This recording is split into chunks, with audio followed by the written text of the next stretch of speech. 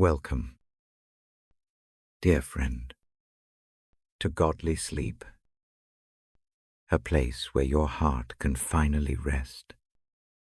You don't have to carry the weight of the day any longer. Whatever has been pressing on your mind, the stress, the noise, the worries that seem to follow you even into the night, you can let them go now, here, in this quiet space. You are safe. You are seen. You are loved. Close your eyes and take a slow breath in. Feel it fill your lungs. Then gently release it. As the world grows still, let God's peace begin to wrap around you like a warm blanket. Every word you hear tonight comes from Scripture, a message of hope, comfort, and divine calm that your soul has been longing for.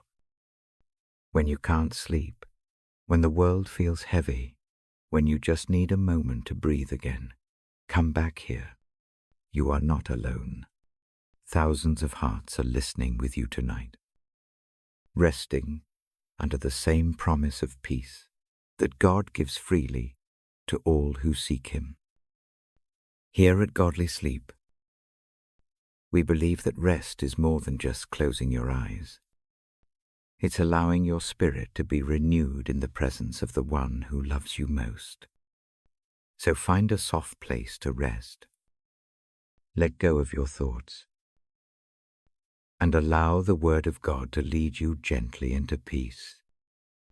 If this space brings you comfort, consider subscribing and joining our growing community of believers who seek nightly peace through Scripture and reflection. Together, we're building not just a channel, but a family of faith, rest, and hope. Tonight, may you drift into sleep knowing that you are deeply loved, perfectly held, and never alone. I settle into a low chair by the lamp. The light is warm, not bright. Its glow pools on the book in my hands. You keep my voice soft. I keep the pace slow. My words move like a gentle tide. Each one is meant to unwind tension. Each one is meant to lead toward rest. Breathe with me once. Hold the breath for a moment. Let it go. One more time. In. Hold. Out. The shoulders drop. The face softens. The body finds a little more ease. This hour is safe. This space is set apart. Nothing urgent waits beyond this room. I am not here to lecture. I am not here to solve everything at once. I am simply a companion for a short while. I read what steadies me. I share it because it steadies others. The words we hear together are gentle. They point to a presence that stays close when fear wants to speak loudest. Imagine a wide field at evening. The wind here is kind. It moves the tall grass with a careful hand. The sky holds its light. A quiet settles over the land. In that hush, one small heart can find rest. That scene sits soft in my mind. It helps me when worry begins to press. I hope it can do the same for you. Tonight, I read aloud for comfort. I speak the Bible slowly. I do not rush through phrases. Each line touches the ear. Each image settles the nervous system. You do not have to follow every word. Let the sound and rhythm wash over you. Let it ease the tight places. Listen now as I paraphrase a passage that has cradled many. It pictures a faithful guide who walks beside a wandering soul. The guide leads to places of quiet rest. Paths are made plain to follow. Even when the way passes through valley shadows, the guide's presence feels like a steady hand and a familiar voice. Fear loosens its grip when this nearness is remembered. Protection and comfort come like a cool stream for the parched. Another place in these pages speaks of burdened shoulders being invited to lay down their load. It paints rest as a simple gift. It shows a yoke being taken up together, lightened by attention and care. The idea is not about escaping work. Rather, it is about learning a different rhythm. It is about receiving help for the tired spine and a calmer step for the weary heart. There are images of being held through storms. One reads like a lighthouse on a rocky coast. Waves strike with force. Darkness presses close. Yet steady light does not falter. It points back toward safe harbor. The sound of Scripture in the ear can be that light. It does not promise a life without storms. It promises a steadier presence in them. So I bring these pictures to you slowly. I speak in short lines. Each idea is small and clear. This helps the mind rest. It keeps translation simple for the heart. The mind does not need to work hard to receive promise. If fear stands in the doorway tonight, name it quietly. Give it a small phrase. Let it be seen. Then imagine setting it down. One careful step at a time. Picture a pair of hands that are gentle and sure. Those hands do not judge the fear. They pick it up and place it where it does not press so heavily. The act feels real. It changes breath patterns and posture. It calms the system. Mercy is a close friend in these pages. Mercy meets failure, without a long list of what should have been done differently. Mercy sits and listens. Mercy brings warmth when shame wants to sweep in. I read these words because they point to a mercy that reaches across small human mistakes and binds up the places that ache. Hope appears less like a promise of easy outcomes and more like a steady direction. Hope is a light that hangs in the night for those who keep walking. It is not flashy. It is constant. It encourages a slow step forward. Even when the foot feels heavy, imagine a child falling on a gravel path. There is pain, but also a hand that lifts the child up, brushes off dust, and offers a soft bandage. The wound is treated with tenderness. The child learns resilience without being shamed. That is the tone of the mercy I read. It is close. It is kind. It stays near long enough to mend. I pause between images. I let silence hold the thought. Silence is another kind of care. It gives the words room to sink in. It lets the breath find a calmer rhythm. It lets the heart test the truth in small measures. The reading I offer tonight guides attention to small, present things. It returns the mind from imagined worsts to real present comforts. It notices a steady breath. It notices a warm blanket. It notices the softness of a pillow. It names the facts that are true in the moment. This practice does not deny pain.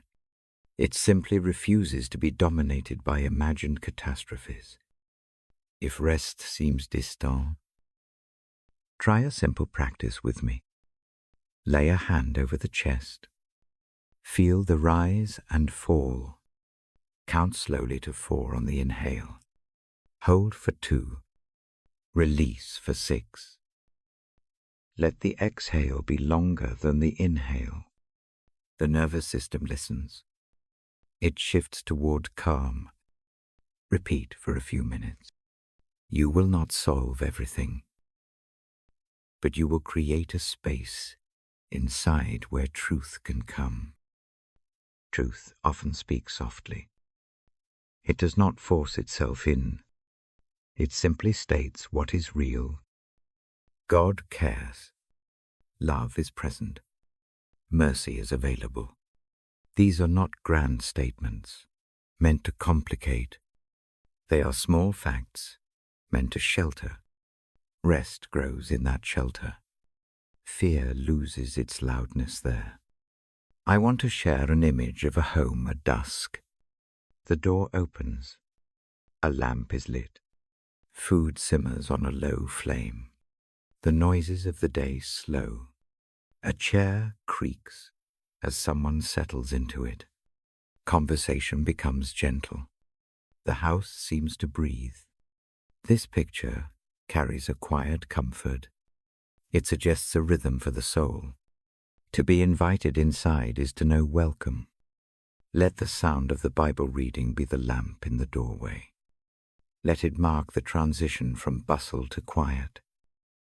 It does not erase the day. It sets a soft boundary around it. Within that boundary, mercy works. Hope breathes. Peace stretches its limbs. I read lines that remind the heart of faithful love. They bring images of shelter in a storm. A steady hand through the dark. A calm sea after the tempest. The reading is like a slow tide pulling back the sharp edges of the day. It shows a way to live closer to calm. As I read, allow memories of comfort to surface. A warm kitchen in winter, a familiar song hummed low, a kind voice at a weary hour. These little familiar things are clues to a larger kindness. They remind the heart that gentleness existed before the worry arrived. That pattern is worth tracing again. Gratitude, even in small doses, soothes. It shifts attention away from lack and toward gifts already present. Name one small thing to be grateful for tonight. A cup of tea. A roof overhead. A kind neighbor. A small victory at work. Hold that grateful thing for a breath. Let it linger. Gratitude is not a deny of hardship. It is a small lighthouse that helps the mind find balance. Sometimes rest needs physical space. If muscles are tight, move them slowly. Roll the shoulders. Rotate the neck.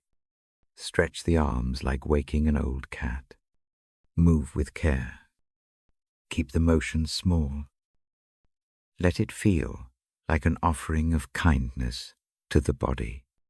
We are made to be safe in community, even in stillness. The reading I provide is a reminder of that belonging. It is a thread that ties a tired heart to something wider and more enduring. There is strength in belonging to a story that outlasts a single night. As the pace slows, I lower my voice further.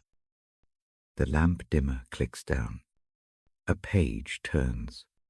The next passage I choose speaks of shelter. It uses images of strong refuge and gentle guidance. It promises presence. I read it line by line. Slowly, each sentence lands softly.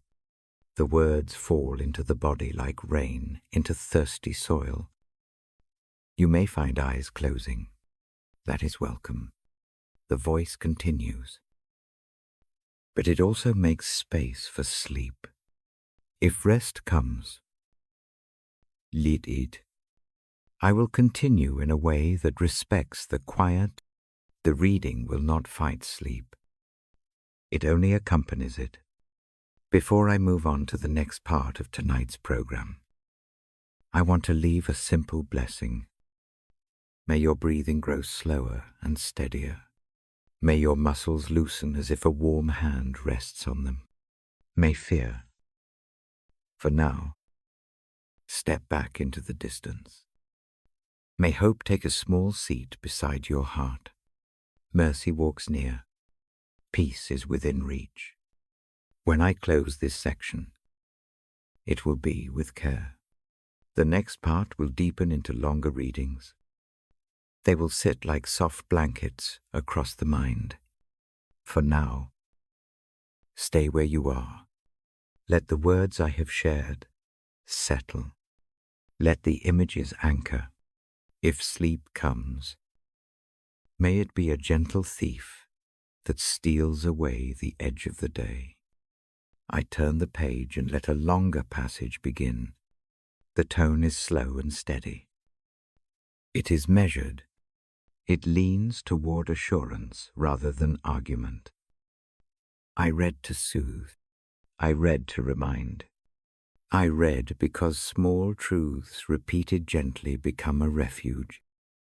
Now I read the passage aloud, one measured phrase at a time. And I listen with you. I fold the page gently and breathe with you. The lamp is low. The night outside makes no sudden sounds. This part of the reading turns toward a single phrase. I hold close. Perfect love casts out fear. I do not say it loudly. I let it sit like a small stone in the palm of the mind. It is quiet. It is steady. The line I will read is not a command. It is a picture. It speaks of a presence so sure that worry cannot claim the whole room. Fear may arrive as a visitor. It may press its face against the window and whisper, "Perfect love." The passage shows. Does not panic. It meets the visitor in calm.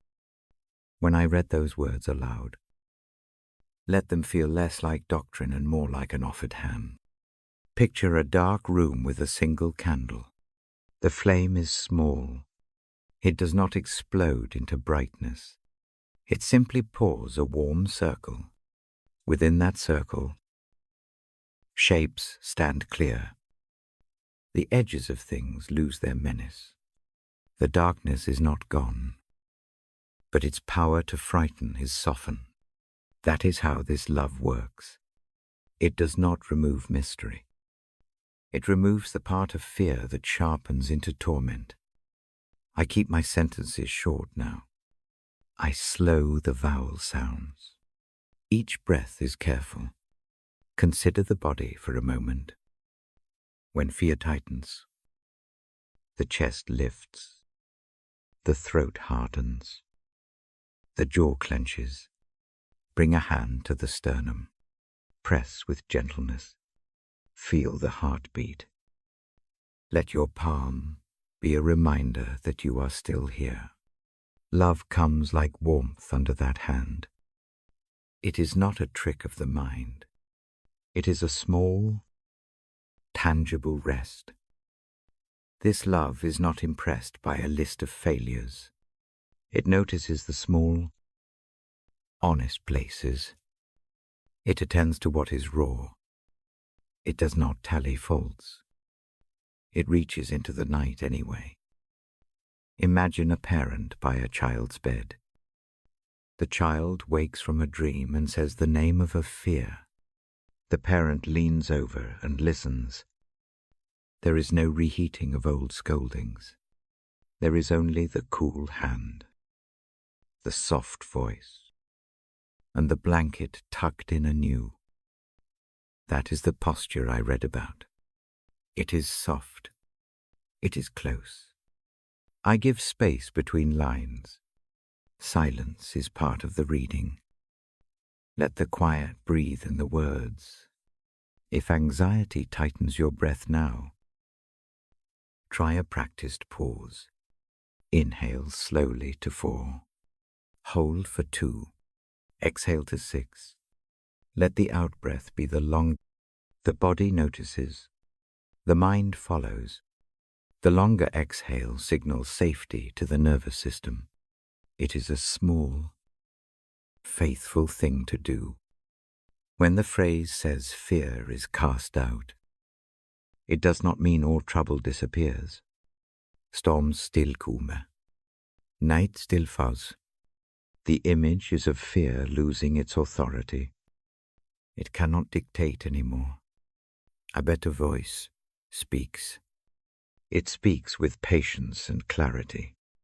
The tone is not harsh. It is steady. It says, "You are known. You are kept." That steadiness reframes the rest of the night. I read slowly, and I imagine a river. The current of the river is slow and sure. Leaves ride on it. Some are heavy and sink a little. Some float. Love moves like that current. It does not hurl the leaves to shore with violence. It carries them along until they find a gentle bank. Fear might be a rough-edged leaf. The current smooths the edges. The leaf is held, not punished. Say the word fear once. Quietly. Give it a one-word naming. Hear the sound. Then imagine setting that small spoken thing on a table in front of you. Do not amplify it. Do not argue with it. Just place it where it can be seen. Now imagine a warm light moving across the table. The light does not glare. It simply rests. The table is no longer a place of accusation. It becomes a place where things can be looked at without burning. There is a tenderness in how this love approaches doubt. Doubt is not kicked out the door. It is met on the stoop and offered tea. The invitation is gentle. The guest is not surprised or shamed. Presence waits to hear the heart's questions. The tone is not to answer every question now. Instead, it is to keep company with the asking. That company changes the shape of the night. If shame arrives with your fear, notice how it feels in the body. Shame often sits low, like a stone. Give that feeling air. Imagine a soft hand lifting the stone. It is done without commentary. The stone is carried to a different room. There is no piling on the weight. The action itself is the mercy of the moment. I read a paraphrase of the passage and then pause. The pause lets the meaning move from ear to bone. Words that are only concepts do not have the same power as words that are felt. Let the notion of perfect love be something you feel in the chest, not a philosophy to dispute. When fear tries to paint futures in loud colors, draw the attention back to small present facts. Name 3 things that are true in this room: a lamp, a blanket, a breath. Name them slowly. Repeat. The mind is a faithful servant of repetition. It will follow the pattern you set. Repeating truth calms the part that wants to imagine catastrophe. Invite remembrance of a time when trouble passed and something kind remained. It could be small. A neighbor's quiet bowl of soup. A friend who sat by the phone. A moment when sunlight found a cold sill. Memory is not a denial of current worry. It is proof that night does not always devour what it touches. The language I use tonight avoids big theological debates. It aims for tenderness. The words serve the ear. They are tracks for sleep to follow. If your mind asks questions, let them be gentle. If they demand answers, give them a date and time. Answers will be given in presence. Perhaps not right now. For now, Rest in the assurance that you are held. Now a short practice. Close the eyes if that helps. Picture a small room inside you. The walls are painted in a color you love. The furnishings are simple. On a bench sits a lamp. Its light is steady. Bring the image of perfect love into that room. It is not large. It is a presence. Watch it move slowly across the floor. Notice how the light changes the air. That change is enough. I read another soft line about how love and fear cannot hold the same space. When love grows in the heart, fear finds less room to thrive. This is not an instant magic. It is a patient work.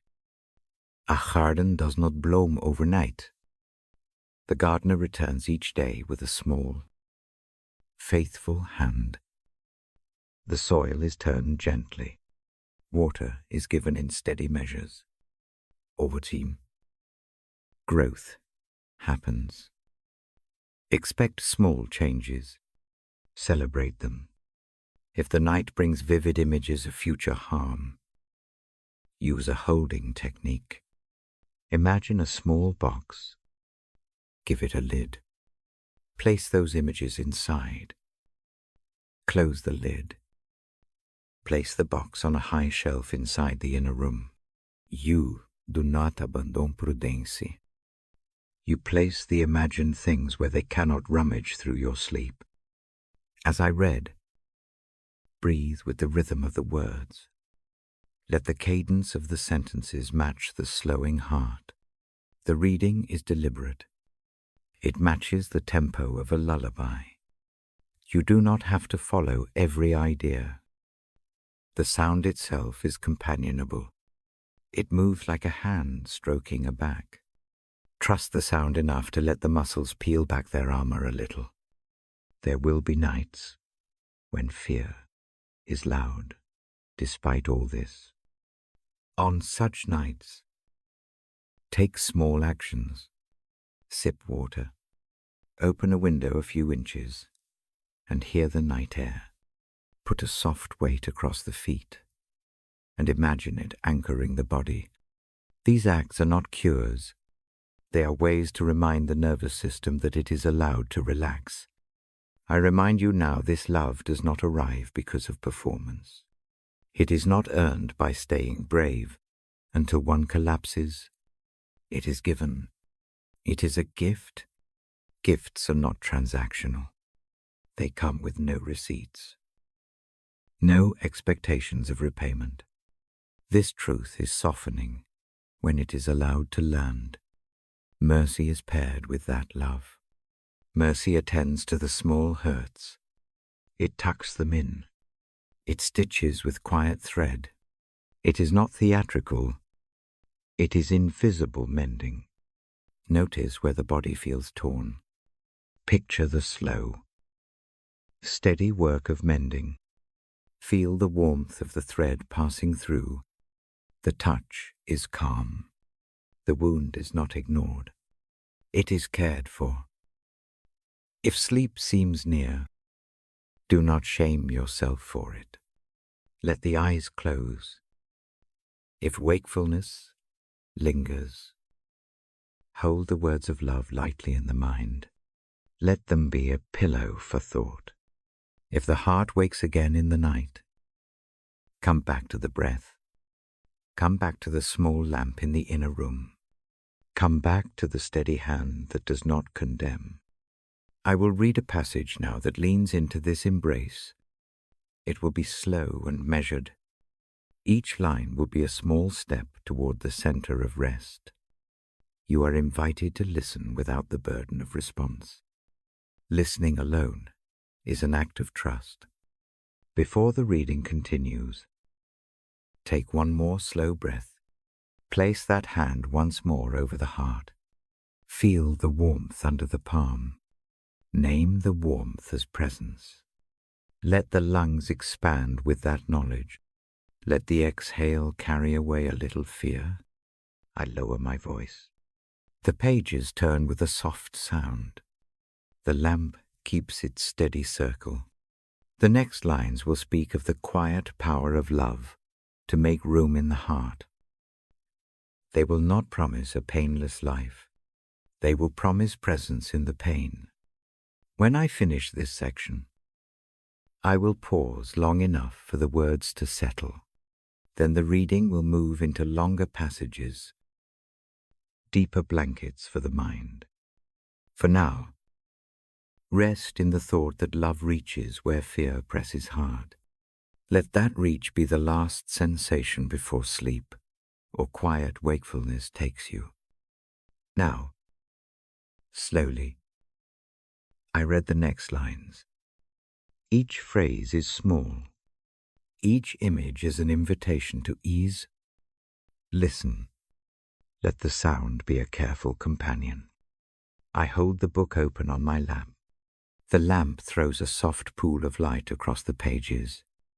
I keep my voice low. The pace is slow. Each phrase is measured. Each breath follows the words. I turn to a line that has steadied me for years. It says that in times of fear, trust is a place to rest. I do not speak that as a sermon. I say it as a small fact. It is simple. It is tender. It is meant to sit on the chest like a warm cloth.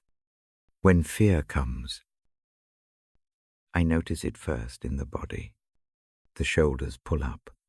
The breath becomes quick and shallow. The palms feel cool. I place a hand on my sternum and press gently. The pressure is a reminder that I am still here. Heartbeat and breath answer. Presence is nearer than panic suggests. I read the passage slowly. I let it be a map more than an argument. The map points toward a safe place. The map names a companion who walks beside the trembling. When I speak those lines, I imagine the companion as a hand at the small of the back, guiding, not pushing. The gesture is quiet. It does not shame the pace. It simply steadies it. Understanding arrives in the voice that listens without interruption. Compassion arrives as the hand that does not pry. I describe such listening when I read. I do not make big claims about how everything will be fixed. I simply place the idea of mercy next to the idea of fear. The two can sit together without fighting. I recall a night when worry filled the room like smoke. I sat very still and let the smoke be seen. I named the worry in a single phrase. Saying it made it smaller. Naming takes some of the power away. I speak this slowly. As a practice, naming is not a command to dismiss. It is an act of clarity that opens space. After naming, I offer compassion to the named thing. Compassion is not softening truth. It is choosing tenderness.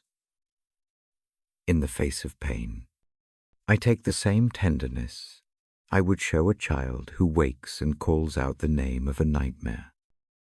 The child is not scolded for fear. The child is tended.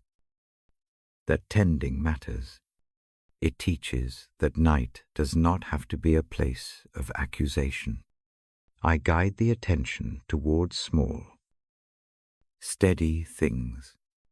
The lamp on the table, the slow creak of a house settling, the weight of the blanket across the knees. These are anchors. I count them in my head like small stones. Each stone is something true in the present moment. Holding the stones slows the mind that would otherwise run along impossible futures. Trust grows when the feet are returned to the present. I offer this as a method, not as proof. Breathe deeply. Find 3 things in the room to name. The breath lengthens. The mind finds a seam to follow. I say this with a calm cadence. The voice itself is part of the practice. Understanding arrives when I refuse to hurry the inner struggle. I imagine sitting beside the trouble, not arguing with it. I do not try to win. I simply learn its shape. Compassion comes when I let the heart be soft in front of what is fragile. The posture is small. It does not demand grand feelings. It simply refuses to harden.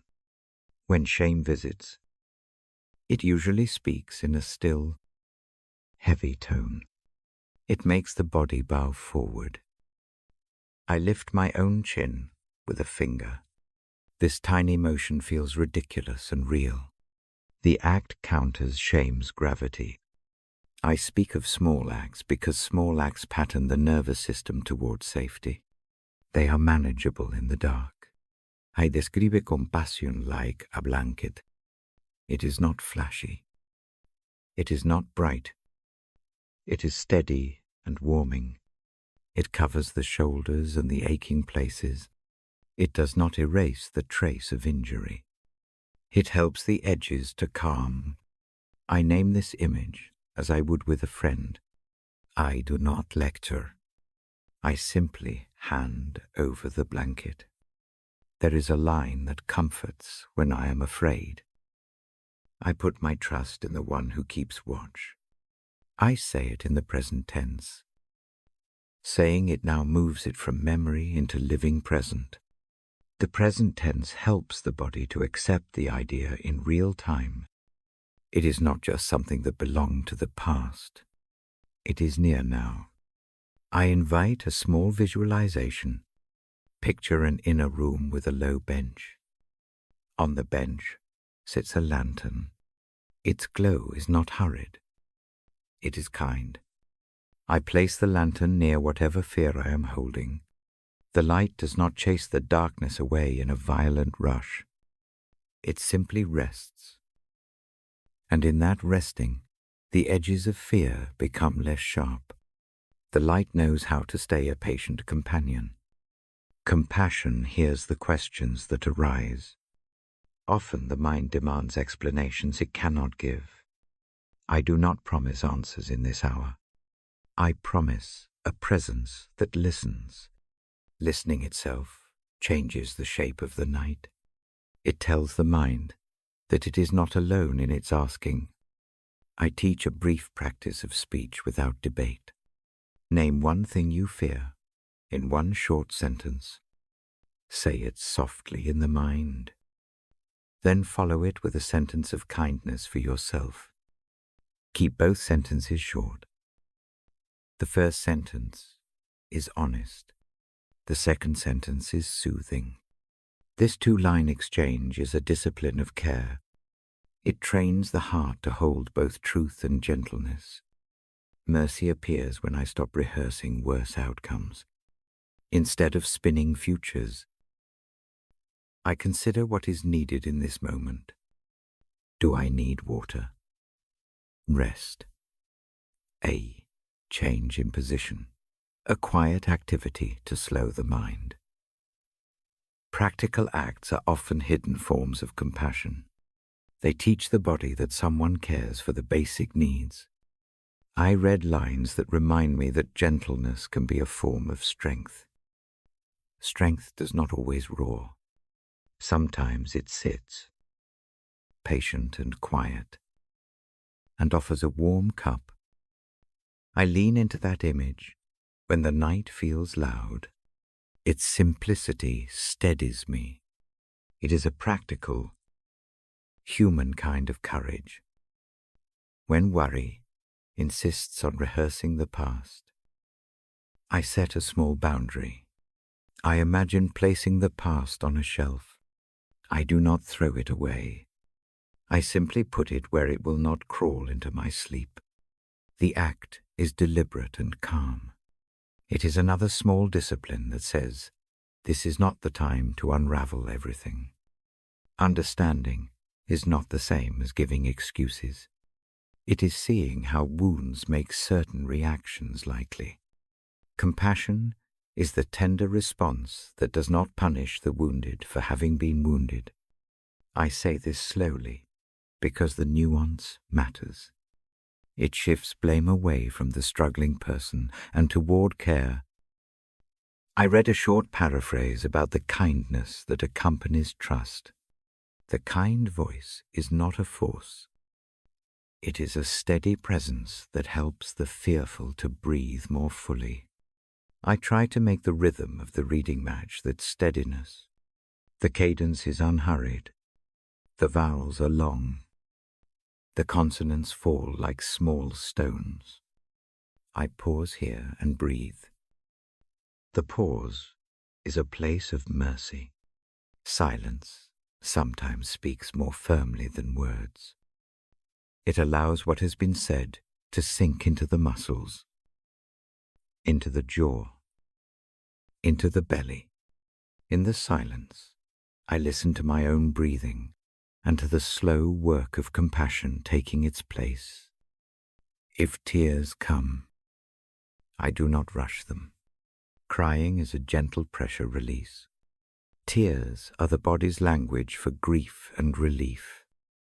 They do not need explanation. They simply need space. I sit with that truth in the reading. I do not demand composure. I offer permission. Sometimes trust is fragile. A single small act can strengthen it.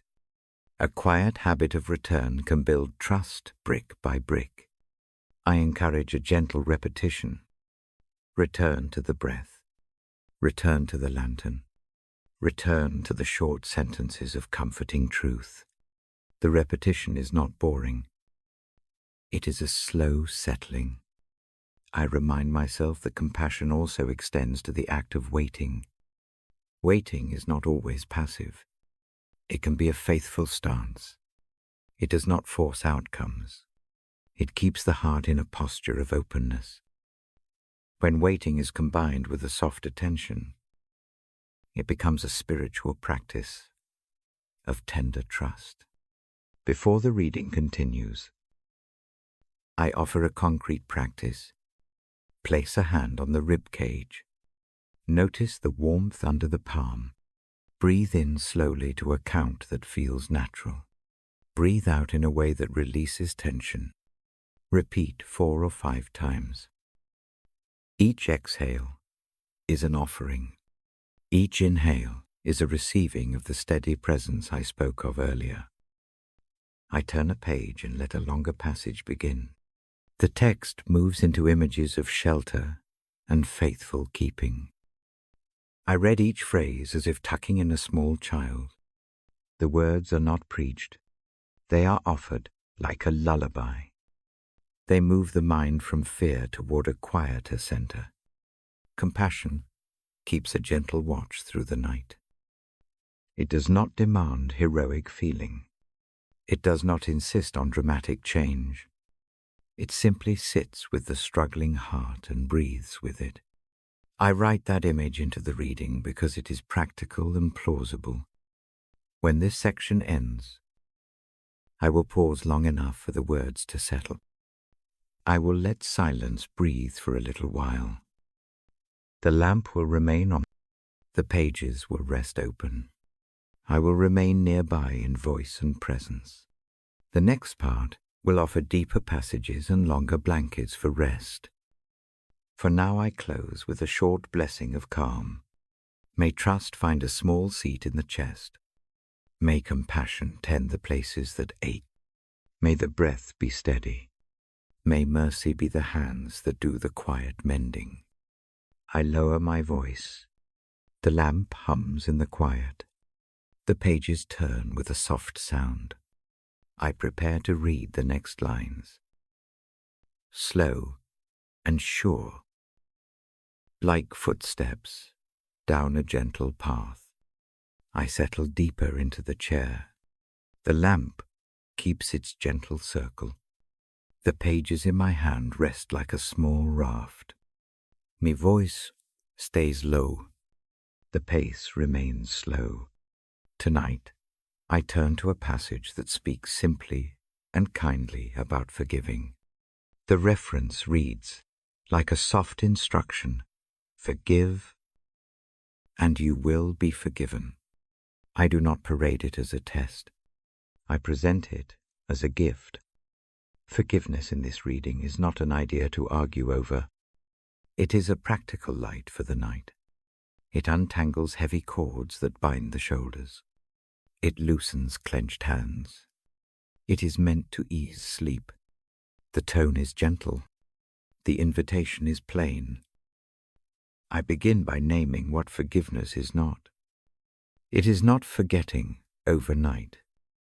It is not pretending pain never happened. It does not demand an immediate reconciliation if danger remains. It is not a past that ignores harm. Saying what forgiveness is not makes space for what it can be.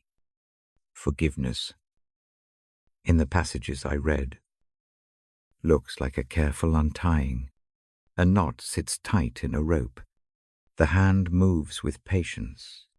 The knot loosens grain by grain. That motion matters. It is not a dramatic cut. It is steady work. The steady work quiets the body. I invite a small breath now. In, hold a moment. Out, let shoulders settle. Place one hand over the place the ribs meet. That gentle pressure is a reminder that the body is here. The heart is beating. Forgiveness begins in small, bodily acts. I tell a short image. Imagine carrying a small stone in a pocket. It is heavy. After some hours, you can feel its shape, the chill of it. At dusk, you sit on a bench and take the stone out. You look at it. You do not fling it. You set it on the table beside you. The act of setting down is the start of release.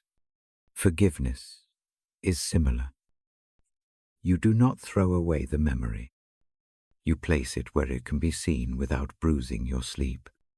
The text I read warns against tying the right to be forgiven to being perfect first. More gentle words follow. The offer of mercy arrives before full repair. Imagine someone handing a warm blanket to a person whose shirt is wet from rain. The blanket comes without a bill. It is an act of care. That is the first shape of forgiveness in the reading. It covers. It warms. It allows the body to stop shivering. I speak of forgiving others. This is often the harder shape. It asks for a deliberate letting go of a claim. The claim can be the demand that the past be turned into a different past. Forgiveness asks, instead, for the future to be unburdened. The present moment can then breathe. The mind quiets enough for sleep to come. Try a slow practice with me. Think of one small wrong. Keep it simple. A careless word. A left promise. A minor slight.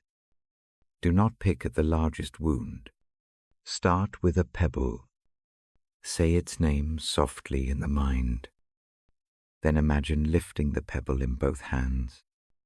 Look at its weight. Offer a brief sentence of release. Not a drama. A small, deliberate letting go. Place the pebble on a shelf in the room of the heart. Close the shelf door. Breathe. When the passage speaks of forgiving as we are forgiven, it does not demand equivalence in pain. It points to a posture. The posture is openness. It is a willingness to stop using the wrong as a lever. It is a refusal to let the anger become permanent furniture. That posture finds rest.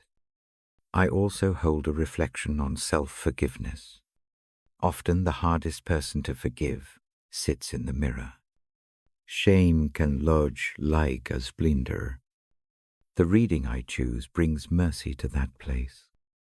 It says, gently, that holding yourself to a single evening's failure makes the night longer than it needs to be. Tenderness is permitted. Start with small absolutions. Acknowledge the misstep. Offer yourself the same simple kindness you would give a child who tries and stumbles. In short acts, grace grows. Here is a soft exercise for that. Close the eyes if it helps. Put a hand to the chest. Find a gentle sentence to say inwardly, a short phrase that names both fault and release. Keep it no longer than a breath. Feel the hand warm the sternum as the sentence moves through. The body listens. The message sinks into bone and tendon. Repeat once or twice. Do not rush. Allow the phrase to sit. The reading also teaches patience with the process. Forgiveness does not always come in one night. It sometimes takes many small evenings of choosing again.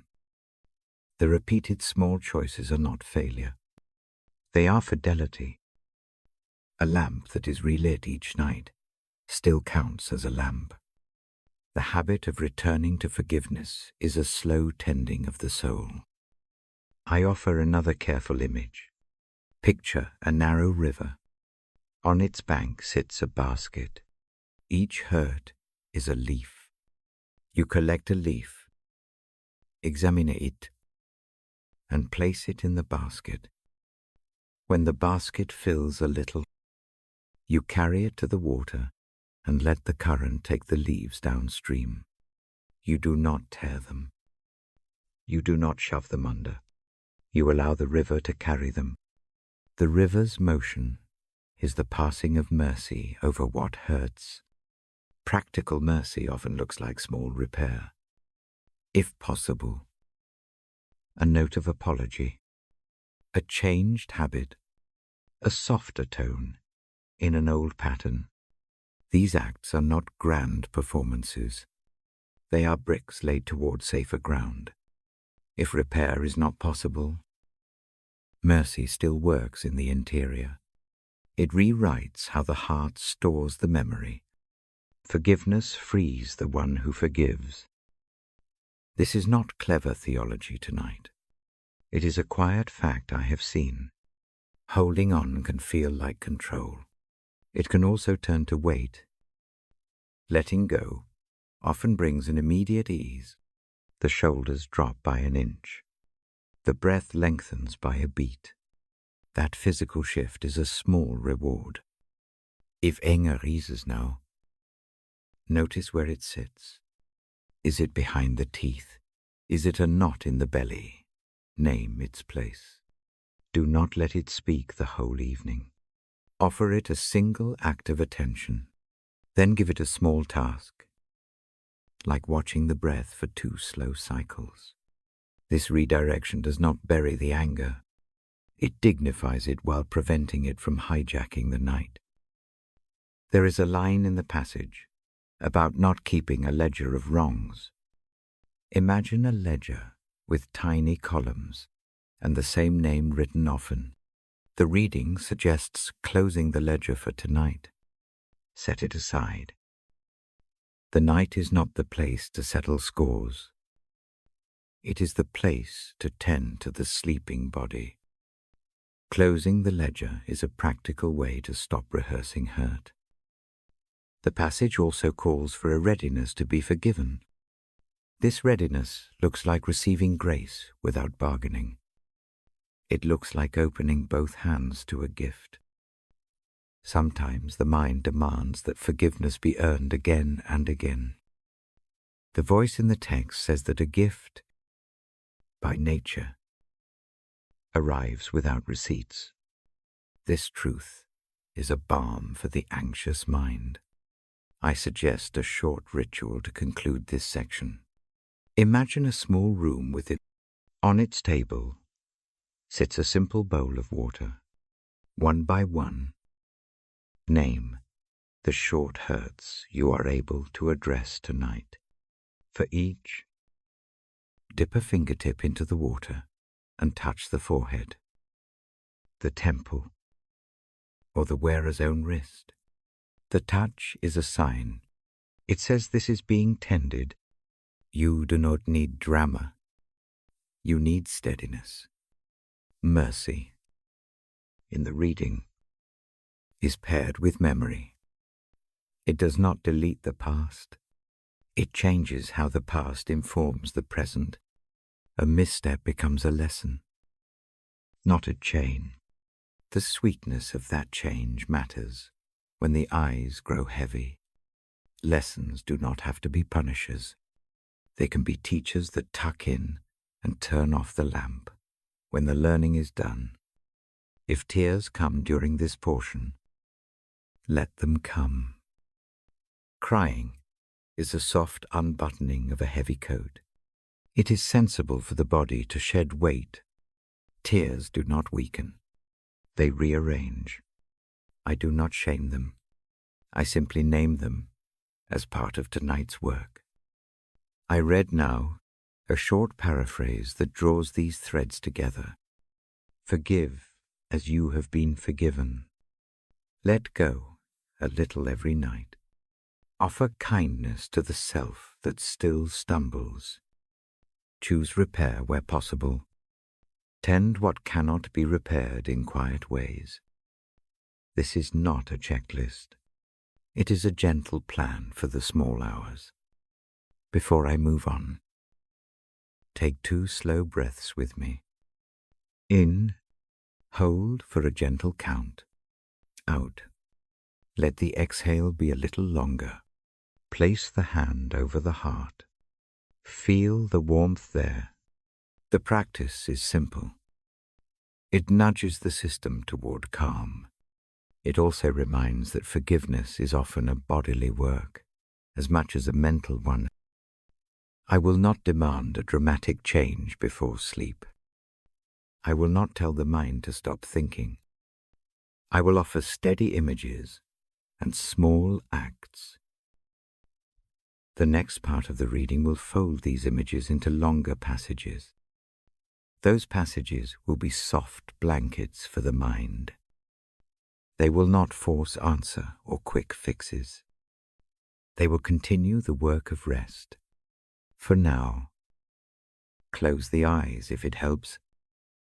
Carry the lamp image inward. Keep the small bowl at the table of the heart. Let the river carry the leaves it can carry. Let the rest of what remains be tended tomorrow with the same gentle hand. I lower my voice. The pages turn with a muted sound. The lamp keeps its glow. I wait a breath and then read on. Slower still. Into deeper comfort. I wait a breath. The lamp is steady.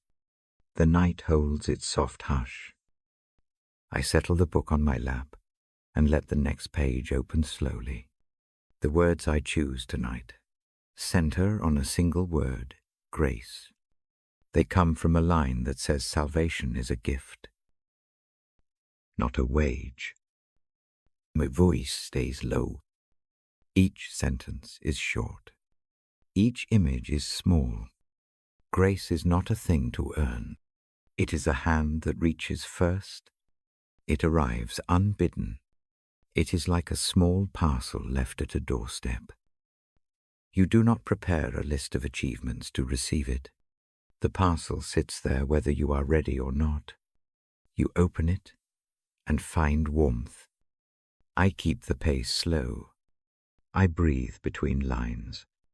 The sound I make is gentle. Let the word grace land softly. Do not rush to explain it. Let it sit like a warm cup in the hands. Redemption follows grace in the reading. Redemption feels like being brought back from a place of weight. Imagine a small town bell. It rings for someone who has been lost and is now home. The sound is clean. It says the count has changed. The person is accounted for again. That change is not earned by labor. It is given. I speak in images tonight. A child runs up a muddy path.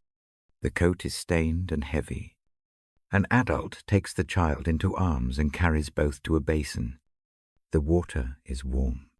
The child is cleaned. New cloth is brought. The action is quiet and ordinary. It redeems the day's mess. Grace works like that. It tends what is stained. It does not demand payment before tending. This passage reminds the heart that worth is not a ledger. It is not arithmetic. It is a name called out and recognized. You are called. The voice is not harsh. It is steady. It says, "You are known and you are received." Receive that sentence slowly. Let it sink into the ribs. I teach a simple habit for tonight. Place a hand over the sternum. Feel the warmth under the palm. Name aloud in the mind a short sentence I am held. Say it only once. Let the body do the rest. The hand is a small witness. The breath listens. The chest takes the message as true for this moment. Grace often comes when everything seems to insist on performance. The world keeps score. The world hands out slips of approval. The reading today says another score exists. That score is not under our control. It is not something we accumulate. It is a gift that arrives from outside the ledger. Thinking of it as a gift takes the edge off striving. Redemption, as I read it, also carries a practical shape. Think of an old book with pages stuck together by time. Someone opens the pages slowly. One by one, they loosen the corners. They press the spine back into shape. The book is not brand new. The hands that repair do not pretend the history is gone. They make the book more readable. Redemption does the same. It restores youth. It removes the stiffness that prevents closeness. I slow my vowels. I let consonants fall like small pebbles. Listening should feel like leaning closer to a fire. The tone is both kind and certain. It is not demanding debate. It is an invitation into rest.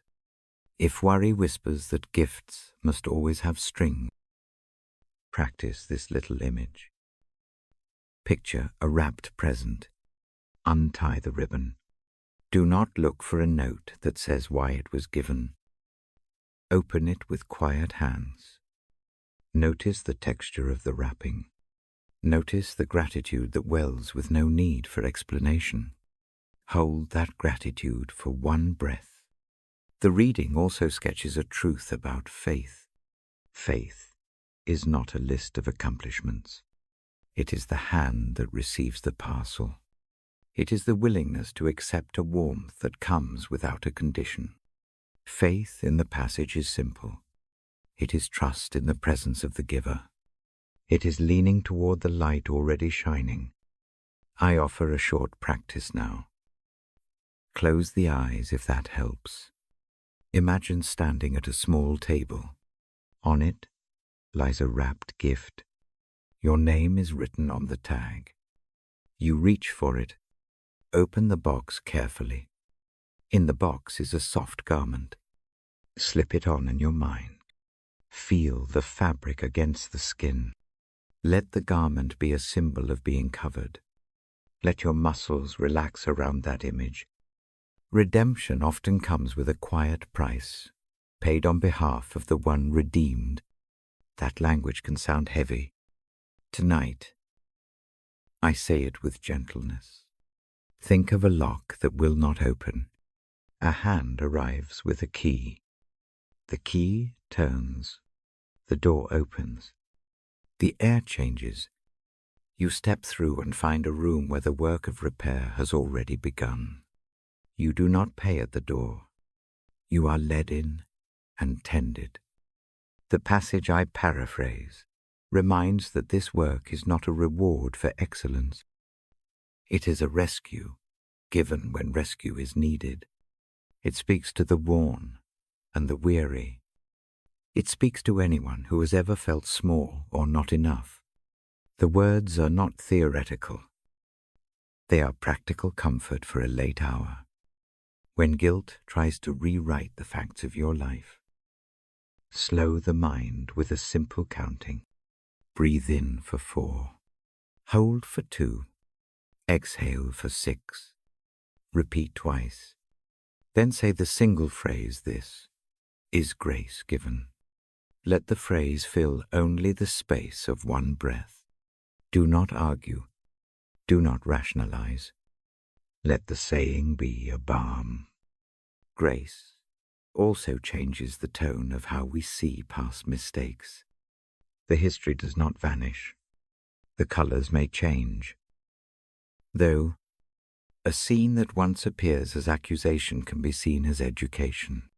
The memory becomes less a sentence and more a tutor. The change does not happen all at once. It grows with small evenings of practice. I speak softly about the practical shape of redemption. It often looks like renewed purpose. It can look like an altered day. It can look like a small kindness offered where bitterness once burned. Redemption is patient. It nudges life toward more generous rhythms. The movement is not flashy. It is a steady, almost invisible turning of a wheel. If rest seems far, try a physical action. Stand if it helps. Stretch the arms slowly overhead. Let one shoulder drop more than the other. Place both hands on the knees and feel the weight of the body. Move with kindness. These small motions remind the nervous system that the body is allowed to change. The reading tonight aims to soothe the mind, rather than to argue for positions. It leans on images and simple practices. It uses short sentences to fit the ear. The goal is peace. The aim is assurance. The hope is gentle. Redemption also carries a name-giving quality in the text. Names matter. Calling someone by name brings them into clearer relation. Imagine a phone call in which another voice says your name and pauses, as if listening. The pause is not empty. It is recognition. That recognition carries restoration. It says you are not overlooked. I invite a soft memory. Think of a time when someone recognized you unexpectedly. Maybe a neighbor who waved. Maybe a teacher who said, "Well done." Let that memory warm the chest. Let it be proof that attention exists. The passage suggests that the same kind of attention comes from a steady, caring presence that watches through the night. Grace frees in small ways. It says the story is not finished. It loosens heavy conclusions. It offers new sentences for old chapters. The heart can take that offer without having to perform first. That truth matters when eyes grow heavy. I breathe and slow the page turn. The lamp throws a warm circle. The reading leans into a closing image. Picture a wide field at dawn. The ground is damp. Footprints lead toward a small house. At the doorstep, a welcome awaits. Inside, a table holds bread. A chair waits. The field does not vanish. The footprints remain, yet the table is set. The welcome does its gentle work. Grace and redemption invite the same posture. Come in. Set down what you carry. Stay a while. The night will not demand an accounting of every minute.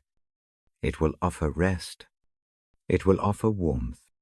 Before I read the longer passage that follows, Try a last small practice. Place one hand over the heart and one over the belly. Breathe in. Feel the chest rise. Feel the belly soften. Breathe out. Let the shoulders ease. On the out-breath, say the single word gift. Let that sound be the last thing you hold before sleep or quiet watchfulness. I let my voice lower a fraction more. The book rests. The lamp stays on. The next lines will take these images and fold them into longer phrases. They will not hurry the night. They will be blankets, not arguments. For now, rest with the thought that grace is a present given. Redemption is the soft reclaiming of what was lost. I will read the longer passage now in a slow, steady rhythm. Each phrase will be a small step toward deeper assurance. Listen. Let the sound be the companion that keeps you safe in this hour. I sit with the book closed for a moment. The lamp keeps a patient circle of light. My voice is low. Tonight, I tell a short tale.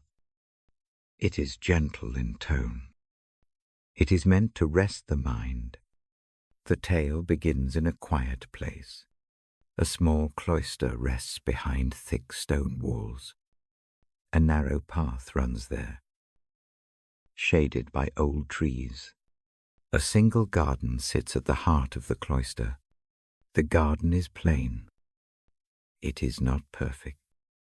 It has paths of worn earth and a few crooked benches. It holds space. That is enough. A gardener lives there. He keeps a simple routine. Each morning he walks the rows. He checks the soil. He turns compost with steady hands. His work is small and slow. It does not shout. It hums. The garden changes a little each season. The gardener notices. He does not hurry the change. One winter, a storm takes down an ancient branch. The branch falls across a bed where young shoots try to grow. The gardener finds the broken wood in the dawn. He feels a small grief. The broken limb is part of the garden's history. He looks at the place for a long moment. The air is cold. Breath makes clouds. He does not throw the broken piece away. He carries it to the tool shed. Inside, he sets it beside the workbench and brushes away frost. He sees new rings beneath old bark. Those rings tell of years of growth. The limb is tired, but not dead. That sight gives the gardener a quiet hope. Spring comes slowly. The gardener begins to mend the bed where the limb fell. He turns the soil gently. He plants a few seeds. He covers them with his palm and breathes a small prayer. He does not expect miracles. He expects small, faithful work. The care he gives is steady and unshowy. One day a tiny green shoot emerges near the stump of the fallen branch. It is thin and cautious. The gardener watches without rushing. He herbs his hands in the sink. He slices a small piece of sapling root and presses it into another bed. He waters with a careful hand. He speaks to the soil as one might speak to a sleeping child. The voice is plain and kind. Weeks pass. The shoots stretch toward light. The gardener waters in the early hours. He cups the plants with both hands when a late frost threatens. He covers them with woven cloth from an old robe. The stitches are clumsy but faithful. Each small act protects what is fragile. A season later, the broken limb is no longer only a memory. New growth curls from the stump and climbs the old bark. Leaves appear where there seemed only empty space. The gardener watches the change with a slow smile. He does not claim credit for the life that returns. He knows that the living power does the work. His hands are merely instruments of tending. People from the cloister walk through the garden. They stop at the new shoot and stay a beat longer. Some remember the storm. Some remember the old branch as it lay fallen in the snow. None of them demand an explanation for the change. They accept the small miracle as a gift. Their acceptance is part of the renewal. I tell the story softly. The image of the gardener and the stump is an ordinary thing. It is not meant to fight complex thought. It is meant to settle the heart. The garden shows how patience and small care can shape renewal. In the tale, the gardener does not work to earn the new leaves. The work is not a tax paid to make life resume. It is a response to small need. The gardener's tending does not manufacture the sap. It simply makes room for the life that comes. That distinction matters in a tired heart. Sometimes the mind believes that good work forces grace into existence. The story counters that thought. The new growth arrives because life is life. The gardener helps the life find room. He does not create the life from scratch. The act of care receives what has already been given. Notice the rhythm in the story. Early mornings, quiet tasks, slow breaths. The pace is familiar. It matches the breathing practice we have used. Breathe in, hold, breathe out. Let the exhale be a little longer. The small repetition steadies the mind as the gardener's steady hands steady a plant. Mercy threads the tale. The broken limb is not a failure to hide. It is taken into the shed and seen. The gardener does not pretend the damage never happened. He acknowledges the brokenness. Then he tends. The act of tending is an expression of mercy. It is simple. It is available to anyone who will take a small, careful step. Hope is present without being loud. It looks like a tiny green shoot. It does not promise a grand forest tomorrow. It promises a new leaf today. The story trains the ear to expect small continuations rather than dramatic reversals. Little continuations build a life. If shame or regret appears in the listener, the story offers a path. Picture the gardener's hand. It is patient and earthy. He does not scold the seed for falling. He picks it up and plants it in a safer place. The movement is practical and tender. The inner life reacts in the same way when one allows a small repair. The garden contains community. A novice brings clay pots. An elder brings a tray of bread. A child sets a pebble by the new shoot as an offering. None of these acts are grand. They are steady and collective. The story suggests that renewal often arrives in small, shared gestures. It is a communal kindness that changes the tone of the whole place. Listen to the quiet image of water. A small channel flows at the edge of the garden. It does not roar. It moves in a steady line. The gardener uses a wooden ladle to move water to thirsty beds. The water is not poured as payment. It is offered. The plants drink it in. They do not have to earn the thirst. The water simply meets the need. This is like the gentle flow of mercy and grace.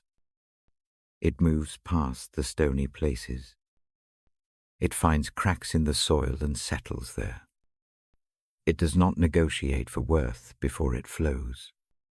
the story keeps this idea soft and simple. It is a small metaphor for a deep truth. Receive it as such. Let it rest in the chest. There is a moment in the tale when the gardener sits on a bench and listens to a song of swallows. The song is thin and bright.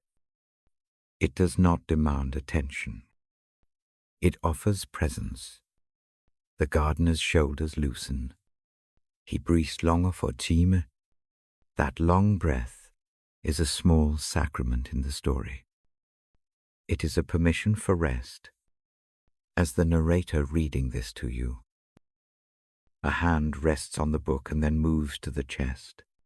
Both actions mirror each other.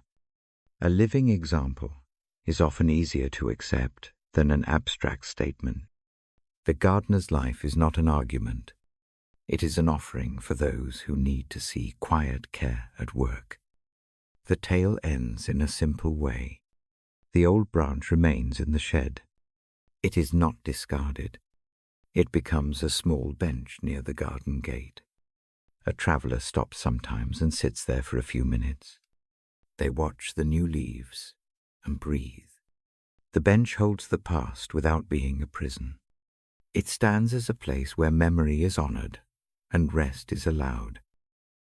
That ending is purposeful. Renewal does not require erasing memory. It transforms memory into something usable. The past becomes a bench or a ring of growth. The future is not sealed. It is open. And small hands and steady waters help it to open gently. Now a brief practice. Close the eyes if that feels right. Picture the small garden and the low bench. Hear the swallow's thin song. Place a hand against the sternum. Feel the pulse. Breathe in on 4 counts. Hold for 2. Breathe out on 6 counts. Let the exhale carry a word like soft or stay. Keep the beat slow. Let the body accept that rhythm. If the night carries heavy thoughts, picture that bench and a slow wind. Put the heavy thought on the bench for a moment. Do not try to fix it here. Let it be held. Walk slowly back into the garden. Feel the earth underfoot. Notice that motion calms the shoulders. The walk does not end in an instant cure. It ends in steadiness. I close the story now with a short blessing. May the small, steady things find room in the chest. May care meet what is broken with hands that do not demand perfection. May the water that flows in your thoughts be cool and gentle. May presence be the steady light that watches through the night. I turn the page with a soft sound. The lamp keeps its faithful circle. The next passage will fold these images into longer phrases. It will read like a slow tide. For now, rest with the image of the gardener and the little green shoot. Let that image be the last thing you hold before sleep or quiet wakefulness. I sit very still for a moment. The lamp is near. The pool of light is warm. I hold the Bible in my lap. My voice stays low. The night makes small sounds beyond the window. Those sounds do not press in. Tonight I turn to a short promise. The line comforts like a hand on a shoulder. It says, "Do not fear, for God is with you." I do not shout it. I let the words be soft and plain. I read them slowly, as if stepping down a small stair. Picture God sitting beside you, not far off, not distant, close enough to feel a presence in the same chair. The image is simple. It is not dramatic. It is a quiet companionship. I imagine God as a steady presence on the bed's edge. The posture is not imposing. It is the posture of someone who has come to keep watch. The movement is gentle. A hand rests near the knee. It does not clutch. It simply rests. The pressure is a comfort. The body remembers how to loosen. This presence does not demand answers. It does not ask for performance. It sits. The sitting itself is meaning. There is a quiet dignity in being beside. That is the shape of the assurance I read aloud.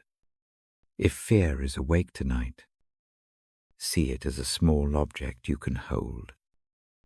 Give it a name in one slow word. Place it in the lap between your hands. Do not sharpen it. Do not enlarge it. Just set it down. Feel the weight. Breathe around it. Imagine the presence beside you noticing the object. No harsh words. No sermon. A gentle acceptance. The object is taken into care. The act changes the object's size. Fear does not vanish instantly. It loses the edges that stab. The room feels safer. I remember a friend who sat in a small hospital chair once. Wrists folded. Eyes full of constant worry. The machines made quiet noise. The night was long. The friend did not need explanation in that hour. A simple sense of not being alone eased a tight jaw. The sense of a companion, of someone steady in the room, was enough to calm the breath. Healing came in small measures. It began with presence. Mercy followed like a soft rain. This memory is not a proof. It is a small fact. Presence did not remove the pain at once. It changed the way the pain moved through the body. The shoulders unraveled. Sleep became possible. Hope returned as a thin thread. I tell this because small, real moments teach the heart how to accept care. When I read this passage about God being near, I do, su, slowly. Each phrase rests on the ear. The rhythm is deliberate. Inhale, pause, exhale. The breath itself becomes a companion of the words, breathing in to a quiet count, holding for a soft beat, and releasing with a longer out-breath makes room inside. The nervous system listens. It begins to trust the pacing. Try a small practice with me now. Place a hand across the upper thigh or on the belly. The contact is light. Let the hand be a witness. Breathe in for a count that feels easy. Hold for a moment. Let the exhale last longer than the inhale. Feel the body respond. Let the contact of the hand remind the heart that it is not required to carry everything alone. Picture the presence beside you as a soft light. It does not blind. It warms only the circle it covers. The light knows when to be still and when to move. It does not force understanding. It allows the eyes to close. The light is steady, whether wakefulness continues or sleep takes over. In the passage, the phrase about not fearing is paired with a promise of strength. Strength here is quiet. It does not roar. It lifts gently. Think of a bridge that holds underfoot. The bridge is not showy. It is trusted because it remains. That kind of reliability is what the reading offers. If shame or self-reproach crowds the night, place those harsh thoughts on a small table in the image. Do not barter with them. Do not argue. Let them be seen. Then in silence, allow the presence beside you to sit with them. The act of attention that is kind rearranges how the past is carried. the heart is lighter by an inch or two. I often choose a single short line to repeat in the mind as a soft anchor. Tonight that line is a paraphrase. Do not fear. I am with you. Say it once on the inhale. Let the out-breath soften the rest. Keep it brief. The phrase is not a slogan. It is a reminder that you are not solitary in the dark. Images help the mind rest. Imagine a long table in a room where night's burdens are gently set down. A person enters with arms full of small stones, each one a worry. Another sits beside and takes one stone at a time. The act is patient. It is not hurried. As each stone leaves the arms, the step becomes easier. No argument is made. The hand simply receives. Presence also means patience. The posture is not impatience that demands quickness. It is patience that remains through many small nights. The reading I choose emphasizes that presence is a continuing habit, not a sudden strike. It is a faithful form that returns again and again. If the mind wants to plan or solve in the dark, gift it a single small task instead.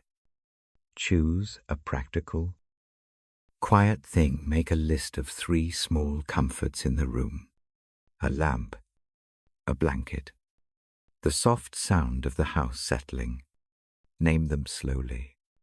The mind tends to the list. The list does not solve every problem. It steadies thought for the moment. I keep the sentences short so the ear can follow without strain. The pace of speech lowers the blood's insistence to run. The body reads sound as care when the cadence is even and kind.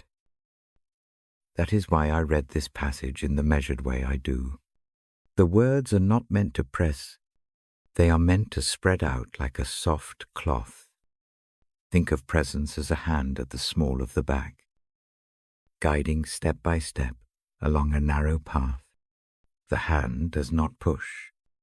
It simply steadies. The path may pass through shadow, but the steady hand makes the next step possible. That is the image I hold when I read the promise to not fear.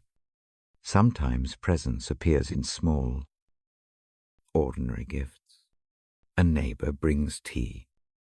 A friend sends a short note. A sunrise slips in a narrow wedge across a curtain. Each act is a small correspondent of the same promise. They say without words that someone watches and cares. The reading I offer tunes the ear to notice those small correspondences. If sleep does not come right away, allow the image of sitting beside to hold you. Imagine a warm cloth being laid over the knees. Feel the slow cooling of the muscles as the cloth presses lightly. Let the cloth be a symbol of presence. Let the muscles accept the pressure and relax around it. There is also room for tears in this assurance. Tears do not shame the soul. They are a language of release. In the placement of presence, tears are met with gentleness. They are not catalogued. They are simply received. The sound of a hand on the shoulder is enough to tell the body it is safe to release. I read slowly now, a portion that leans into the idea of courage, given in company. Courage is not a task for the solitary. It grows when someone else stands nearby and refuses to step away. The courage the passage offers is a shared courage. It is the courage of 2 breathing in the same room. If anxiety tightens again after a moment of ease, do not take it as failure. Return to a short ritual. Put the hands together loosely. Palms touching. Breathe 5 slow times. On each exhale, Imagine the presence beside you drawing the tension a little outward. The process is small. It is real. It makes the chest roomier. I tell this story of presence because it is practical. If words about distant hope feel abstract, this simple sitting beside is concrete.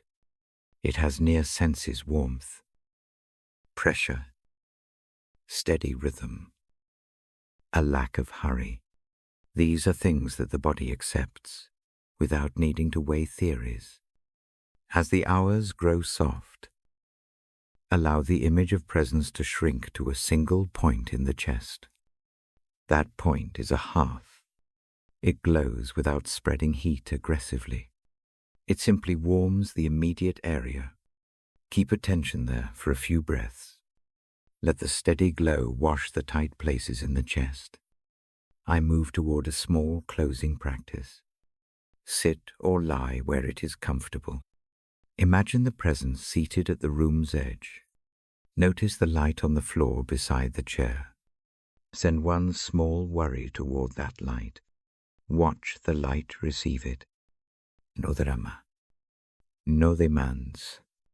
The action simply registers the worry is seen and tended. The night is not a time for solving everything. It is a time for being kept. The passage I read does not promise the removal of every hardship. It promises a steady companion through them. That promise is enough to rest against. Before I turn the page, I breathe slowly with you. We take a measured inhale. We hold, so the body feels the fullness. We release long and soft. I let the last phrase rest as a calm fact. Presence is near. Fear need not write the whole story tonight. I close this section with a quiet blessing. May the sense of being beside carry into sleep. May hands of mercy lay a light weight where the heart aches. May the breath slow and the jaw loosen. May presence be the last small thing you hold before rest. I lower my voice, a fraction, and turn the page. The next passage will linger longer. It will read like a slow tide. For now, keep the image of sitting beside close. Let it be the companion that watches with you through the night. I sit very still for a moment. The lamp keeps its soft circle. The book lies open on my knees. My voice is low. The night stays gentle outside the glass. Tonight I bring a passage that has steadied many hearts. I do not quote it word for word. I give it in a quiet paraphrase. Faith. It says, is being sure of the things hoped for. It is holding steady trust in what cannot be seen. The idea is not a loud claim. It is a soft foundation. I read that line slowly. Each word lands like a small stone. The voice does not rush. It stays even. The heart can follow the rhythm without strain. Imagine a house built on rock. The house is modest. Its roof is low. The floor creaks a little with age. It sits on a wide stone that goes deep beneath the soil. Storms pass over the roof. Winds push the shutters. The house tilts sometimes, but the stone beneath it does not move. That is faith as foundation. Another image comes to mind. Think of tree roots that go deep under winter snow. The trunk may show scars. The branches may be bare, yet in spring the buds come. The deep roots know the soil.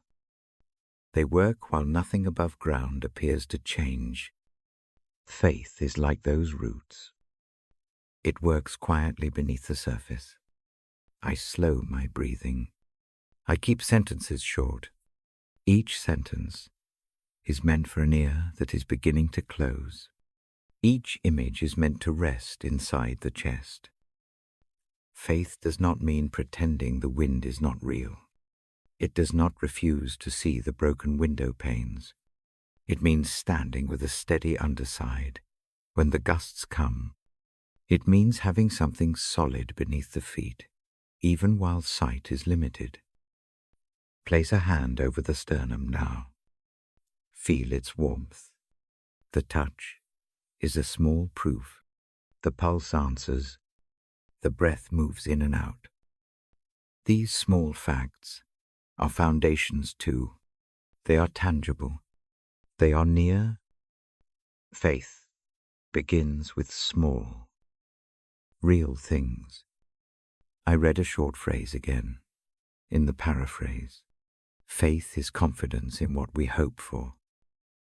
That confidence is not a demand for immediate proof. It is a quiet posture of the heart.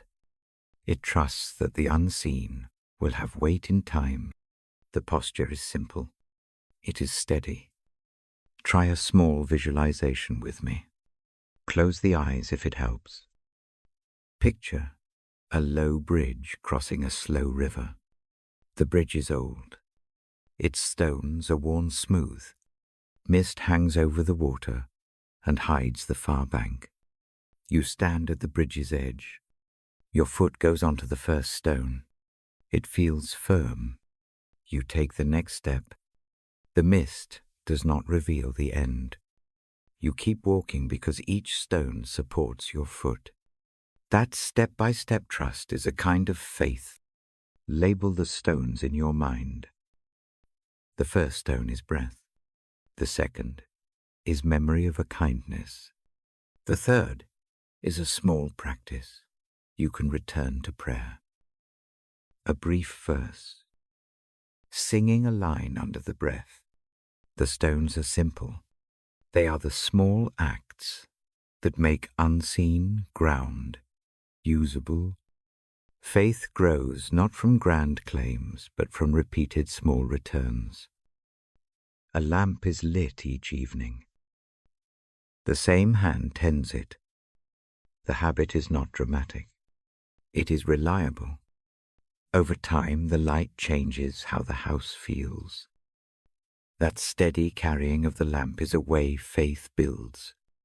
Remember one small time when help arrived unexpectedly. Perhaps a neighbor left a warm bowl at the door. Perhaps a sudden call gave news that eased a worry. Hold that memory for a breath. Let it be evidence that unseen hands sometimes shape the world. One small, remembered kindness is more proof for the heart than 1,000 arguments. I do not press for theology. I give an invitation. Try a short practice of placing a pebble in the palm. Choose a pebble the size of a thumbnail. Hold it quietly. Give it one word. Maybe the word is hope. Maybe it is trust. Set the pebble on the bedside table when sleep comes. The pebble is a small sign that something unseen is given weight in your life. Faith is not certainty about every outcome. It is not a promise that hardships vanish. Instead, it is assurance that the hardship will not be the last word. That assurance changes how the night is held. The shoulders soften. The jaw loosens. Sleep finds a small opening. I read words that tie faith to mercy and hope in Christ. The link is tender. Mercy meets weakness. Hope looks ahead without making loud claims. Christ's presence in the text is quiet. It is a steady hand, not a trumpet blast. That gentleness is the tone I keep. If doubt comes while we sit, meet it kindly. Name it in a single short sentence. Do not argue. Do not enlarge it. A simple line like this might work. I am afraid of what I cannot see. Say it softly. Then breathe. Return to the stones on the bridge. Step to the next one. Keep sentences short in your inner speech. Let the voice be an even metronome. The body hears rhythm as safety. That is why the reading is measured. The sound of a calm voice helps the nervous system accept the idea of foundation. Faith often shows itself through small acts of remembering. Light a small candle, even a battery-lit one. Put it on the table. Say a short sentence of trust. Let the light be a visible sign of unseen steadiness. The action is not magic. It is a habit that trains the eyes and hands and mind to expect a certain posture in the dark. Another simple practice. Make a short list of 3 small hopes. Keep each hope to a few words. One might be gentle rest tonight. Another a clear thought in the morning. Another a small kindness in the day. Write them on a small card. Fold the card and keep it under a pillow or a book. The card is not a guarantee. It is a small chart that orients the heart. The repeated act of naming builds trust. I speak for a moment about trust as a muscle. Muscles are not made in a single lift. They grow by returning to the same small tension again and again. Faith grows the same way. A short prayer, a practiced breath, a memory recalled. These are repetitions that strengthen an inner readiness to trust. When fear paints loud futures, anchor attention to a single present fact. Name it slowly. A lamp, a warm blanket, a foot in familiar sleepers. Hold that fact for a breath. Let the mind find a seam to rest on. The mind will follow the pattern set by simple repetition. Sometimes faith feels thin. That is all right. Thinness can be the place where small practices matter most. Return to the pebble. Return to the card. Return to the bridge. Each small repetition is a stitch in the fabric of assurance. The work is patient. It does not demand quick results. I offer a brief guided breath to anchor faith as a foundation. Breathe in softly to 4 counts. Hold for 2 counts. Breathe out for 6 counts. Place a hand over the sternum as you do this. The contact is a witness. Feel the chest rise and fall. Each cycle is a small proof that something steady persists. If memory of past hurts intrudes, the practice does not ask to erase them. It asks to set them beside the path for tonight. Bring the memory to a small bench in the mind. Place it on the bench. Look at it without pulling it into the walk. Then continue across the stone bridge. The bench is not abandonment. It is intentional placement until a more suitable time for repair. Faith often invites a quiet yes. It is the word that answers a fear without loud certainty. The yes is small. It says, I will place my weight here for a while. I will see what the next stone holds. That is enough. The humility of small yeses becomes a steady house. The text I read uses the picture of a cloud and a promise that will come true in time. Clouds cover the sun. They do not always mean endless night. Faith trusts that sun and soil and seasons continue their work even under cloud. The trust is practical. It keeps hands tending, even when no immediate fruit is visible. I suggest one more small nightly ritual. Near the bedside, lay a small object that represents faith. It can be the pebble, a folded card, a small piece of cloth. When the mind stirs in the night, look at that object. Let it be a cue to return to breath and to the bridge and to the stones. The object becomes a gentle bell for the heart. If sleep comes, let it come. If wakefulness stays, sit with the images without forcing a resolution. Faith is patient in the dark. It does not demand immediate victory. It waits with quiet trust. Mercy and hope walk with faith. They are not separate things. Mercy tends the wounded places. Hope points the heart a little forward. Faith is the ground these two stand on. The three work together like roots, trunk, and leaf. Before I move on to longer passages, I leave a simple thought. Faith is not a grand demonstration.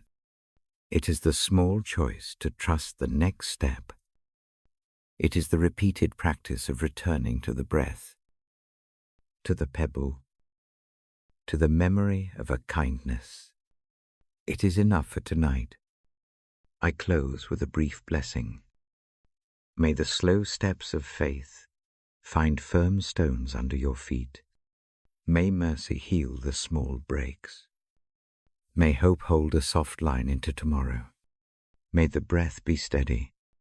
May rest come gentle and true. The lamp keeps its faithful circle. The book settles. I turn the page. The next readings will fold these ideas into longer passages, like blankets that cover the night. For now, hold the image of the bridge and the pebble close.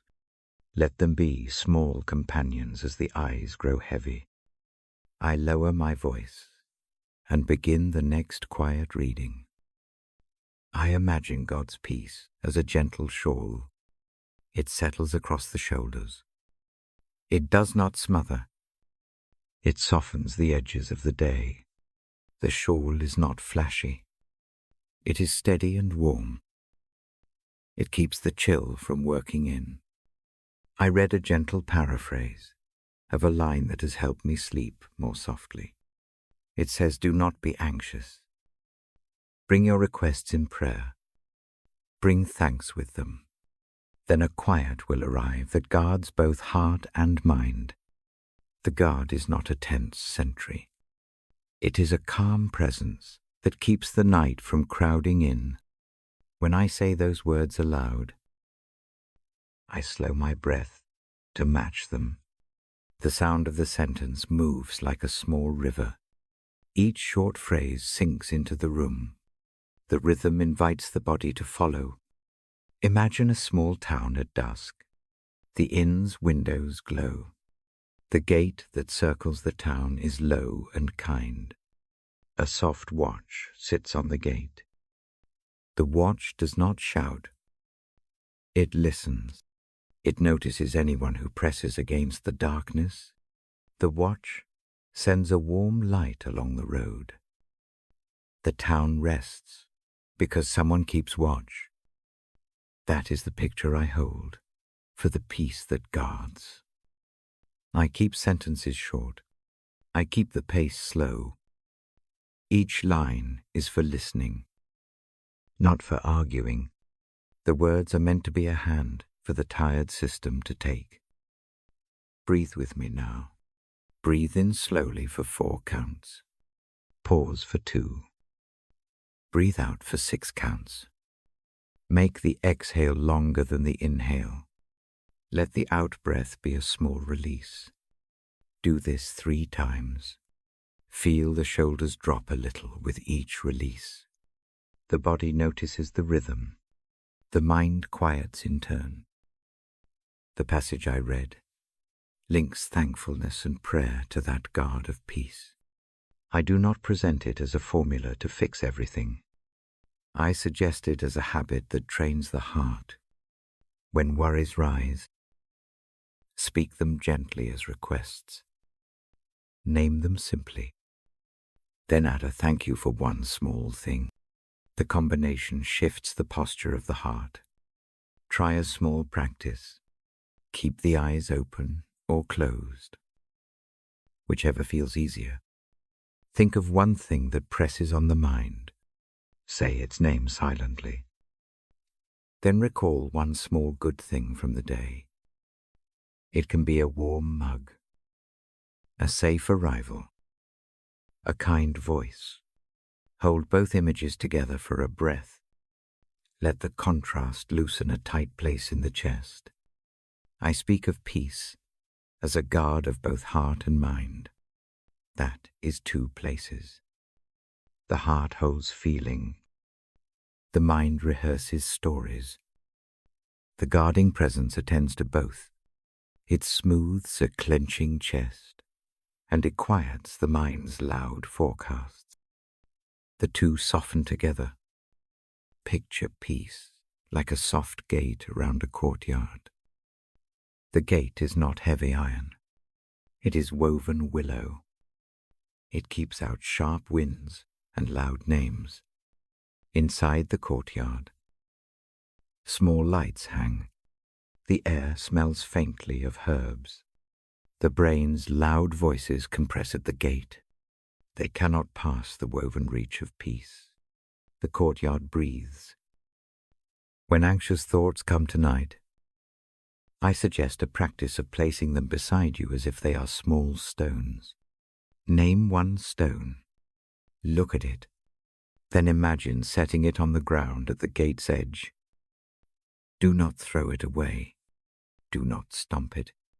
Place it and step back. Watch the guard of peace take notice. The stone is seen. It is not authoritative. There is a tenderness in the guarding. It does not pretend harm is meaningless. It simply refuses to let fear be the master of the room. That refusal is expressed as a steadying presence. The steadying presence may be a feeling more than an idea. It is warmth across the ribs. It is a cooling of the neck. It is the loosening of the jaw. I guide the breath again. Inhale softly to 4. Hold for 1. Exhale to 8. As you exhale, imagine the guard laying a hand across the top of your head. The hand does not weigh heavily. It rests like a feather. The mind receives that touch as permission to loosen. The text I read invites presenting requests with thanksgiving. Doing so rewrites the story in small ways. Instead of spinning alone into large futures, the act of naming and thanking hands off the worry. The hand that receives is steady. It does not rush. It simply holds. If it helps, make a small list on a paper by the bed. 3 lines only. 1 worry, 1 request, 1 small thing to be grateful for. The list is short, practical, and quiet enough for the night. Folding it and placing it under a glass or a book is another way to release it. The movement of the hands is a ritual that helps the nervous system agree to rest. I speak of the mind's turmoil as if it were a restless room. Thoughts march back and forth like small animals in a barn. The guard of peace opens a small window and lets a cool breeze sift through. The animals calm. The barn smells less of worry. The noise drops. The process is small and real. I offer a visualization to try tonight. Close the eyes if that helps. Imagine a small chamber in the chest. The walls are soft moss. In the center sits a round stone. On that stone a lantern glows. Bring a worry in your hands and place it beside the lantern. Watch the light touch it. The worry does not vanish. It warms. It softens. The stone's presence keeps the worry from rolling into every corner of the chamber. There will be nights when the mind refuses these small practices. That is all right. The guard still stands. The present still watches. Little amounts of peace matter. A fraction of calm in the chest is a gift to the whole system. Celebrate those small shifts. They are the steady work of rest. I read a short paraphrase about a peace that surpasses understanding. The phrase means the peace is not always explainable. It does not have to make perfect sense to be true. It arrives like a cool rain that the plants accept without asking the chemical composition. The heart receives it because it is thirsty. When the mind trades in arguments about reasons, bring attention back to the breath. Make the exhale longer than the inhale. Place a palm against the lower ribs and feel the soft expansion. The contact of skin against skin is a small anchor. The body records it as safety. Gratitude is part of the pattern that opens space for this guard.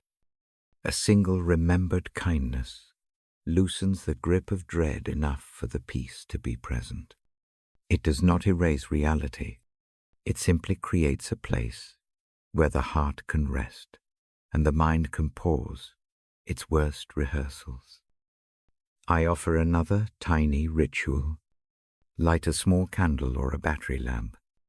Let its light be modest. Watch the flicker for a minute. The eye softens. The head slows. The action is not showy. It is a simple proof to the senses that something calm exists near.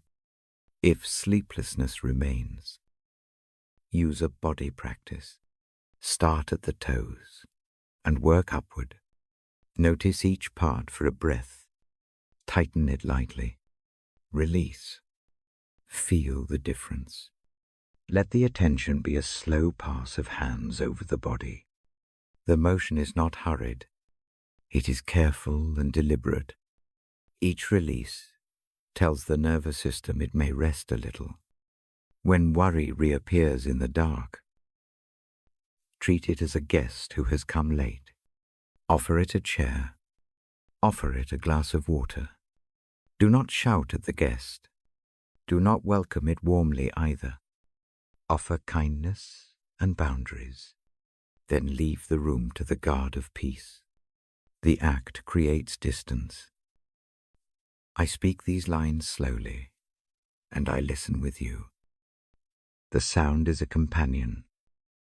If sleep begins, lit it. The voice will lower and make room for rest.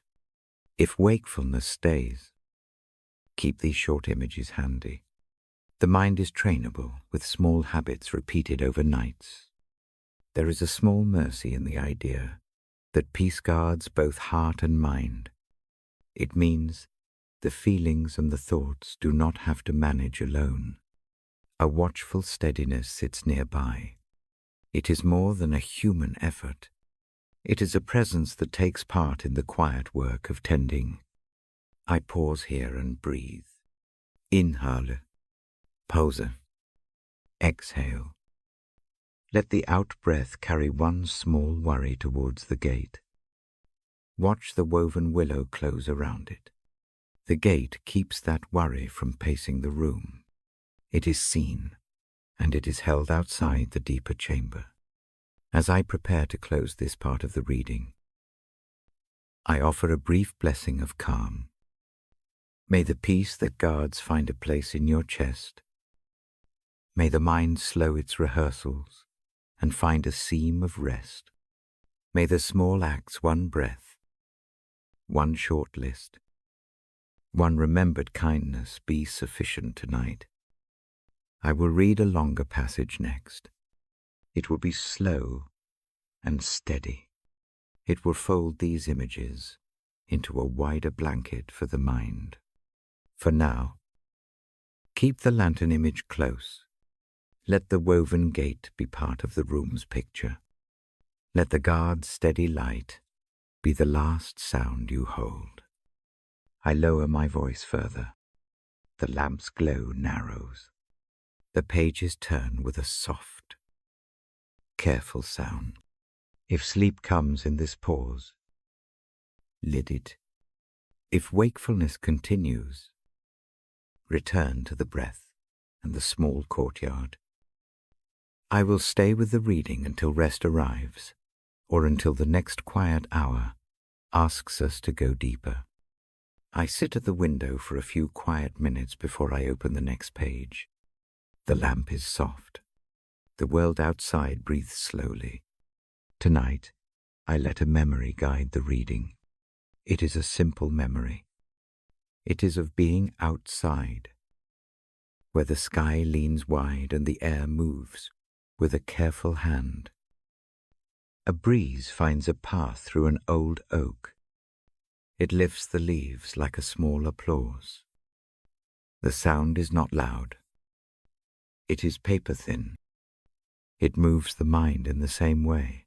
A finger runs the rim of a bowl. The noise is small and steady. It makes room inside my chest. I remember the feel of that breeze on the face. It is cool without being sharp. It moves the hair at the temple. It slips under the collar and rests on the skin like a small benediction. The body answers first. The shoulders drop. The jaw slackens. The breath lengthens a fraction. The place around me is simple. A field declines toward a creek. Stones lean into slow water. A few wild flowers hold their posture. The slope is gentle. The light is not bright. It is a late light. It sits on the grass in flat, quiet pools. The whole scene is a long, soft exhale. I bring this scene to you because creation often speaks the things we cannot say. Liavis do not preach. Heavers do not demand. They show a posture. The posture is acceptance. It is presence. The breeze teaches the ear to notice small, true things. That teaching feels like mercy. When I read from the Bible tonight, I read that same posture. I do not argue. I narrate. The words we hear together move like that wind. They do not rush. They do not press. They meet the night with the same gentleness. Notice the small sounds now. The page turns almost silently. The lamp throws a circle of gold. The night outside keeps time with a distant, single cricket. The memory of the breeze comes back when the mind begins to step toward worry. Let the memory be a hand that reaches in and steadies the first quick step. I ask you to breathe with me in a new way. Breathe as if the breath were a breeze across a field. Inhale slowly and feel the air move past the nostrils. Let the inhale be a soft sweep. Hold lightly. Then release like a breeze leaving the trees. The out-breath is long and gentle. Do this 3 times. The pattern is small. Its effect is real. Creation holds a sort of quiet authority. A bird does not debate its song. It simply sings in the morning. The wind moves through branches without advertising itself. That quiet makes a space where the heart can rest. God's hand is visible in these movements. It shows up in ways that do not shout. I often imagine the Creator like the gardener who knows each plant by name. The gardener does not hurry. He tends the roots with patient hands. He knows how to mend a broken stem. He understands the timing of a bud. When I read, I imagine those same hands arranging the wind, setting the stars, cupping the moon's thin crescent. The image is not a theological proof. It is a comfort. In the memory, the leaves rustle with a soft insistence. Each rustle is like a small sentence. Together they make a paragraph of sound. The paragraph says, "You are not alone." The message is not an argument. It is a presence that does not go away. The wind does not have to explain itself. Its existence calms the space. Try a gentle practice with the image. Close the eyes if it helps. Picture a tree that you know or one you imagine. Feel the trunk beneath a palm. It is rough and real. Lean your forehead to the bark if you imagine it. Listen. Hear the leaves. Let the sound become a rhythm for the breathing. The tree's patience is a model for the heart's night. When worry collects, name it in a short phrase and place it in your palm like a small leaf. Do not make the leaf larger than it is. Fold it lightly and give it to the breeze to carry. Picture the breeze lifting the leaf and setting it downstream. The leaf does not vanish. It moves. The act of moving is enough to change the weight on the chest. Scripture often draws on nature for this reason. Streams and fields and skies are good teachers for tired ears. They show ways of being that are not frantic. They show steadiness and rhythm. The words I read aloud echo that rhythm. They fold creation into mercy and make the two a shelter. I keep the sentences short when I speak. Each one is a slow step. The reading is for listening. It is not a lecture. The point is rest. The images I choose are quiet. They are meant to settle like soft cloth over an uneven heart. Listen to the idea of God's hand in creation as a steadying touch. The hand does not fuss. It guides a small sparrow to its nest. It turns a tide that is not hurried. It sets a moon that pulls the sea into slow motion. That hand is not distant. It is present in the ordinary. Presence changes the way fear moves. If the night brings a sense of smallness, let creation remind you that small things belong to the great design. A leaf is not too small to have meaning. A single star is not too faint to matter. The smallness of a thing does not lessen its worth. The quiet field knows this and does not pretend otherwise. There is a comforting silence in the memory as well, not total emptiness. Not avoir. A silence that is full of small life. A silence that is aware. The kind of silence that arrives when a rain cloud slips away and the earth finally exhales. In that hush, the heart can listen to gentler truths. Think of the rustle as an answer to the night's loud thoughts. When the mind begins to demand explanations, bring it back to the sound of leaves. Let the leaves answer by their motion. They do not have to fix everything. Their movement is a witness that quiet is possible. The mind learns the lesson by repetition. Gratitude lives easily in creation. It is not forced. A single small thing invites it dew on a web. The roundness of a stone. The way light sits in a hollow. Name one small gift from the day. Let that naming be a bell that rings once and is enough. Gratitude is not a dismissal of trouble. It is a balance in a hand that holds both sorrow and blessing. If tears come as you hold the image, let them. The leaves do not scold the rain. They take it and use it. Tears are the night's rain. They cleanse. They move the weight.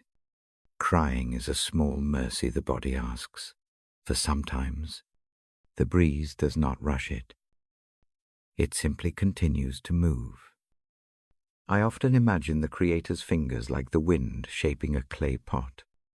Each fold is careful. Each turn is measured. The Maker knows when to press and when to lift. In the Bible I read, that same care is named again and again. The passages I choose remind the ear that small acts of tending change the shape of a life. A short practice before I read on. Place the hand over the sternum. Feel the pulse. Picture the wind passing through leaves above. Match one inhale to the wind's lift. Match the exhale to the leaves falling. Let the rhythm repeat. Let the hand be a witness to that match. The body registers the pattern as comfort. Creation's calm often arrives as absence of hurry. A creek does not rush its stones. It moves them by patient insistence. Trust grows the same way. It is not an instant arrival. It is a steady work. The memory of the breeze teaches this. It shows that small, repeated motions coax life to change. When the reading shifts to speak of God's care, imagine that care as the way the wind carries seed to a patch of earth that can hold it. The action is not dramatic. It is simple transport. It is provision. It is quiet attention to the places that will receive new life. That picture makes the idea of care less abstract. It becomes something the senses can accept. If the mind wants to catalogue wrongs tonight, give it a place to set them down. Picture a wide, flat stone by the creek. Lay one worry upon it. It does not disappear. The water laps nearby. The breeze brushes the worry. It changes shape. Over time, the worry can be smaller. The stone does not demand that the mind finish its lists tonight. It only asks that the lists be set where they can rest. There is a mercy in this creation lesson. Nature is patient with slow repairs. It does not punish a bud for being late. It allows frost to pass, and then it warms the soil again. That patience is the model for mercy. Mercy does not insist on immediate perfection. It tends what is fragile. It waits for the right hour. I read quietly now, a short passage that leans on creation images. I do not, quote, "It's like a legal declaration." I let its phrases wash like the breeze across a field. The sound of the reading is part of the calm. The rhythm is slow. The meaning is simple. The world bears witness to tender care. Listen with the ears. Yes, but also listen with the skin and the bones. There is room for a small exercise of attention. Open the window a crack if the air allows. Let a thin breath of night come in. Hear it lift the curtains. Watch the small motion. Keep your breathing with it. If leaving the window open is not possible, simply imagine that gentle current. The imagined breeze can steady as effectively as the real one. Creation's silence also teaches trust. Under stars that do not speak, life continues. Roots continue their work. This quiet shows that not everything requires human clamor to be held. The Creator's care reaches past the need for noise. It is present in the slow and private hours. That thought helps the mind let go of insisting on immediate answers. As I prepare to move into longer passages, keep the image of leaves and wind near. Let the sound of small motion be your companion. If sleep comes, let it come with that image beside it. If wakefulness stays, sit with the rustle in the mind and the fact of a steady hand that tends beyond sight. I close this section with a short blessing rooted in the memory. May the breeze find a path through the thoughts and carry away tightness. May leaves rustle mercy into the quiet places. May the hand that shaped the sky keep a gentle watch over the small things you hold. May rest come like a field at dusk, slow and wide and safe. I lower my voice and turn the page. The next passages will run longer and softer. They will fold these images into broader comforts. For now, hold the breeze and the rustle close. Let them be the last small sounds you keep before sleep or gentle wakefulness. I lift the book and settle it where the lamp gives just enough light to touch the page. My voice is low. The night outside holds its hush. I tell the mind that the next lines will be slow and kind. I begin with the thought that God's word moves like a gentle hand. It does not force. It reaches. When I read the old line about a word sent out to heal, I paraphrase it softly. The sound is plain.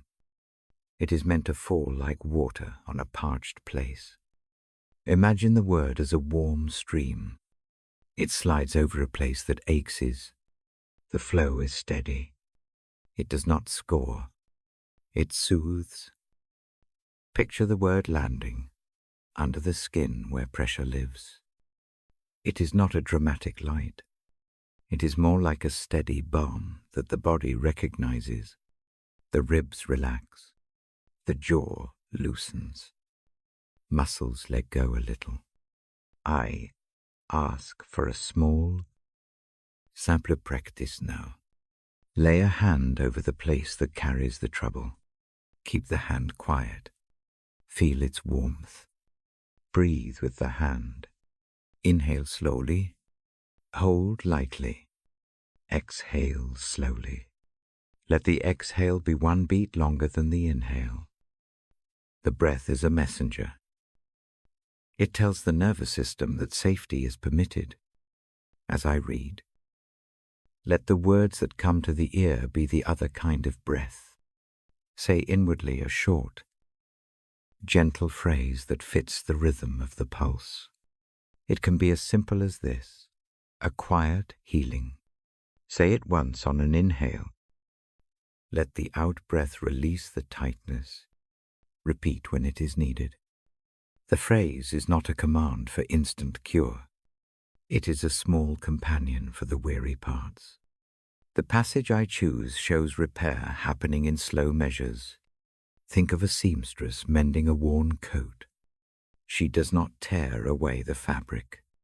She stitches with careful thread. Each stitch is small. The coat grows whole one tiny loop at a time. Healing arrives the same way. It is a series of small, faithful acts rest. Clean water. A kind word. A warm touch. Time. The voice that reads those words tonight is the same kind of steady stitch.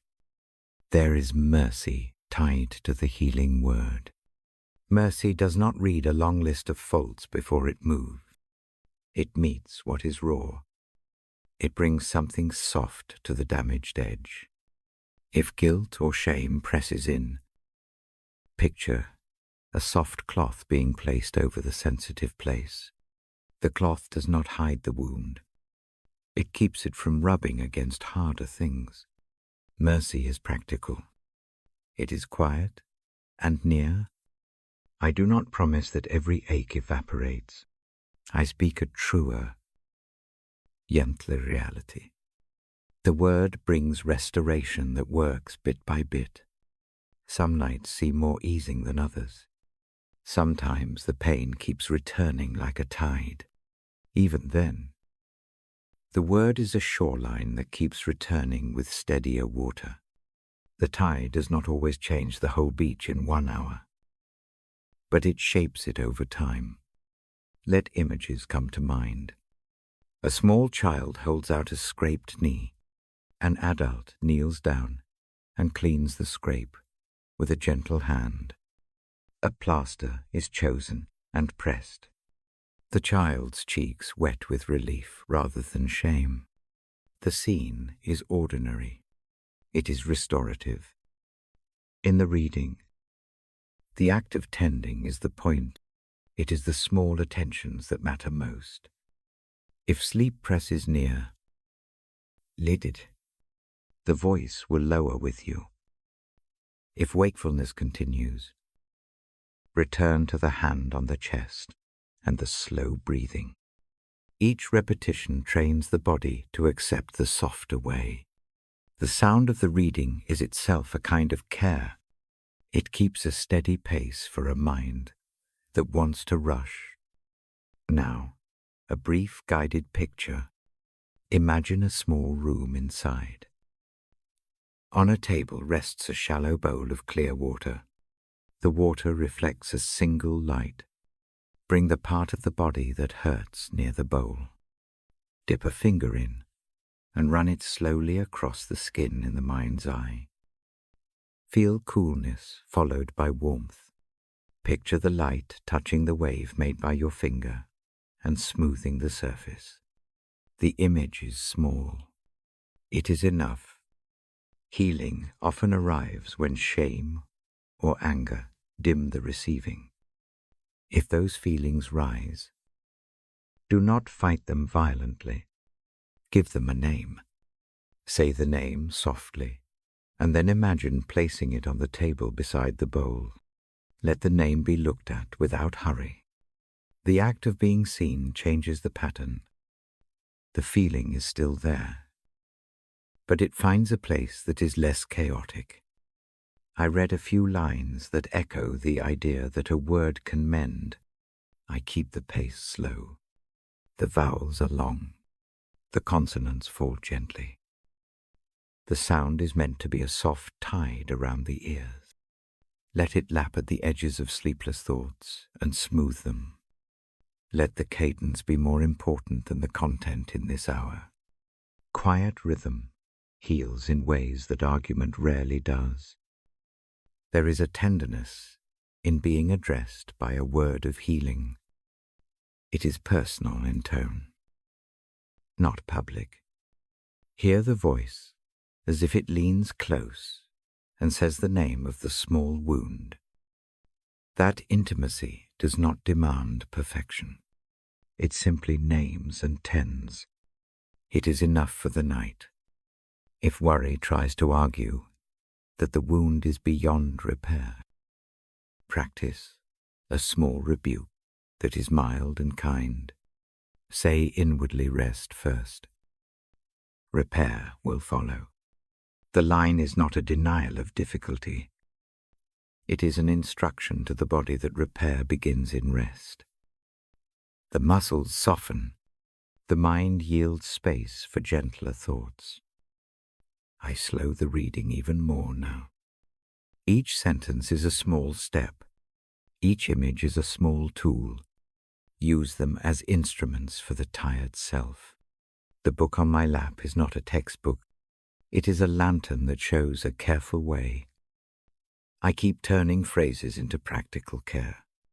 I read because the sound of care matters as much as the content. Allow the notion that you are not alone with your hurt to sink in. A voice sits with you. It does not lecture. It brings soft words. Those words are like warm cloths. Like a slow poultice, they hold the place until the body can handle more. That waiting is part of healing. Patience is a quiet medicine.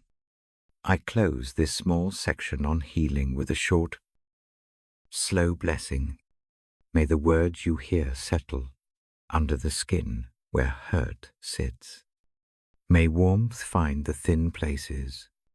May small alleviations come tonight enough to let the breath lengthen. May mercy thread the edges that ache. I turn the page and keep the lamp low. The next passage invites trust. The heading in my mind is Trust in God's Faithfulness. The phrase is simple. The posture it asks for is simpler still. I read in a voice that holds the previous calm.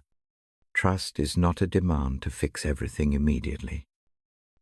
It is a posture to rest in. Picture trust as an anchor in a slow harbor. The anchor does not stop all motion. It stops drift. The boat still rocks a little. The anchor keeps the vessel from being pulled off into harsher waters. That is the kind of steadiness I speak of now. When doubt arranges its dark pictures, duas mãos practice. Imagine fastening a rope to a ring. One end is in your hands. The other end is secured to something that does not move a rock. A pier. A rooted tree. The rope is trust. It is not magic. It is a tether. Let the hands hold it lightly.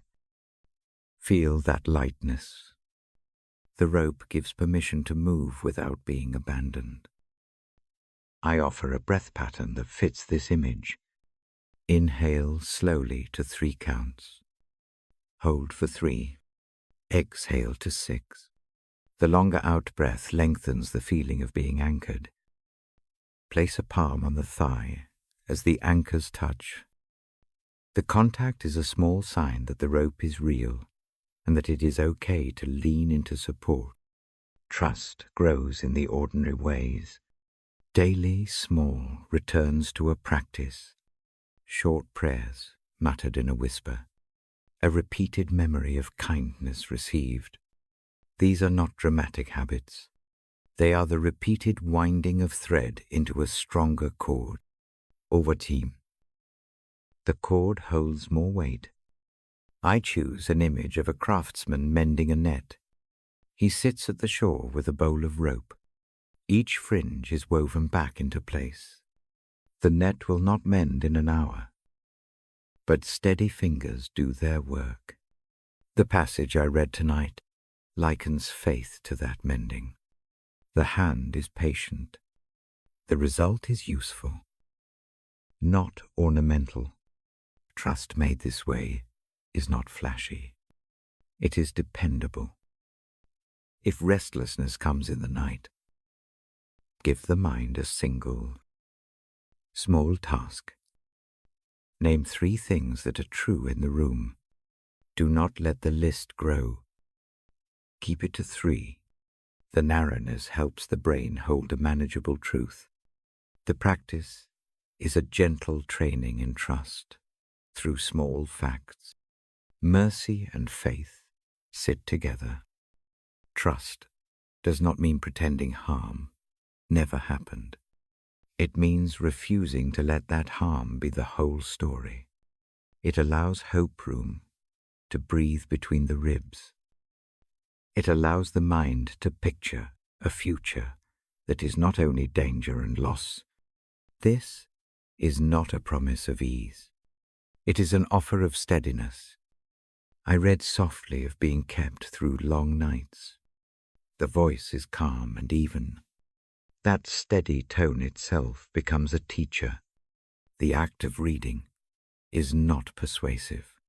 It is companionable. It models how to be in the presence of anxiety without joining its frantic voice. If shame whispers that trust is foolish, answer with a small, simple sentence. Say, inwardly, I will try one more time. Keep the sentence brief. The repetition of small attempts builds trust more surely than rare heroic feats. The body learns by habit. The heart learns by returning again and again to the same gentle postures. I offer a brief visualization to close this part. Picture a wide river with a steady current. On its bank stands an old oak with roots deep in the soil. Tie a ribbon to a low branch. Your name is on the ribbon. When worry pulls at the ribbon, the oak's roots hold. You are not required to be immovable tonight.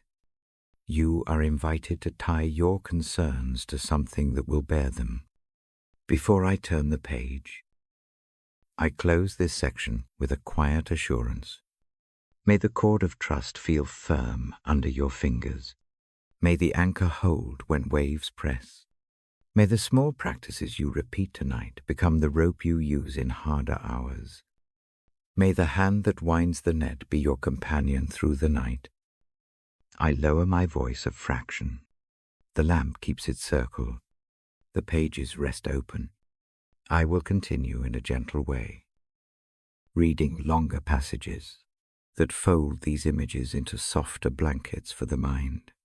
For now, let the thought of healing words and of a steady anchor be the last things held before sleep or gentle wakefulness.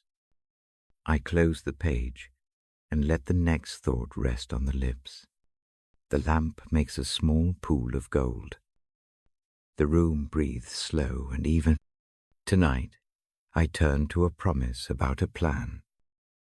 It is the sort of line that steadies in the dark.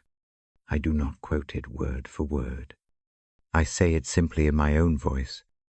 I say that there is a plan for a future that holds hope. The sentence lands like a small map set in the palm. It does not solve everything. It offers a direction. The idea is quiet and steady. It reaches beyond tonight. Picture a hand drawing a map on soft paper. The lines are not frantic. They wind with care. The map shows a path with gentle turns. It marks places of rest. It marks small harbors. The hand that draws the map knows the ground. The hand has been at work for a long time. The path has a destination. But it is not hurried. I read the passage slowly. Each short phrase sits with the ear. Breathe with me. In, hold, out. Let the rhythm match the words. The practice is simple. The voice does not rush. Trusting a plan does not mean ignoring hard things. It does not mean pretending pain is not real. It means placing the worry into a larger frame. It means believing a single night is not the whole story. That belief is tender, not loud. It is patient, not forced. Imagine a small calendar with thin pages. Each morning you turn a page. The hand that sets the next page is not careless. It knows what the calendar holds. You cannot see all the days at once. You can. However, place your hand on the book and trust that the turning continues. The trust is not a leap into the dark. It is a steady pressing down of a thumb on the edge. One page at a time. I give a small practice now. Set a pebble on your bedside table. Make it a pebble you can see in the dim light. Name it hope in one short word. When fear presses, touch that stone. Let the contact be a witness. The pebble is not a talisman. It is a reminder that a plan exists beyond tonight. Think of an architect at a low table. The sketch is not a promise of ease. It is a careful drawing of support. Walls and beams get placed where they will hold. The drawing shows attention to structure. So the plan I read about is like that blueprint. It lays out support. It helps the builders of the heart to know where to stand when storms come. The passage I read links the plan to goodness. It says the plan looks toward hope. It does not mean immediate comfort in every hour. It means that the direction of things bends toward life and meaning.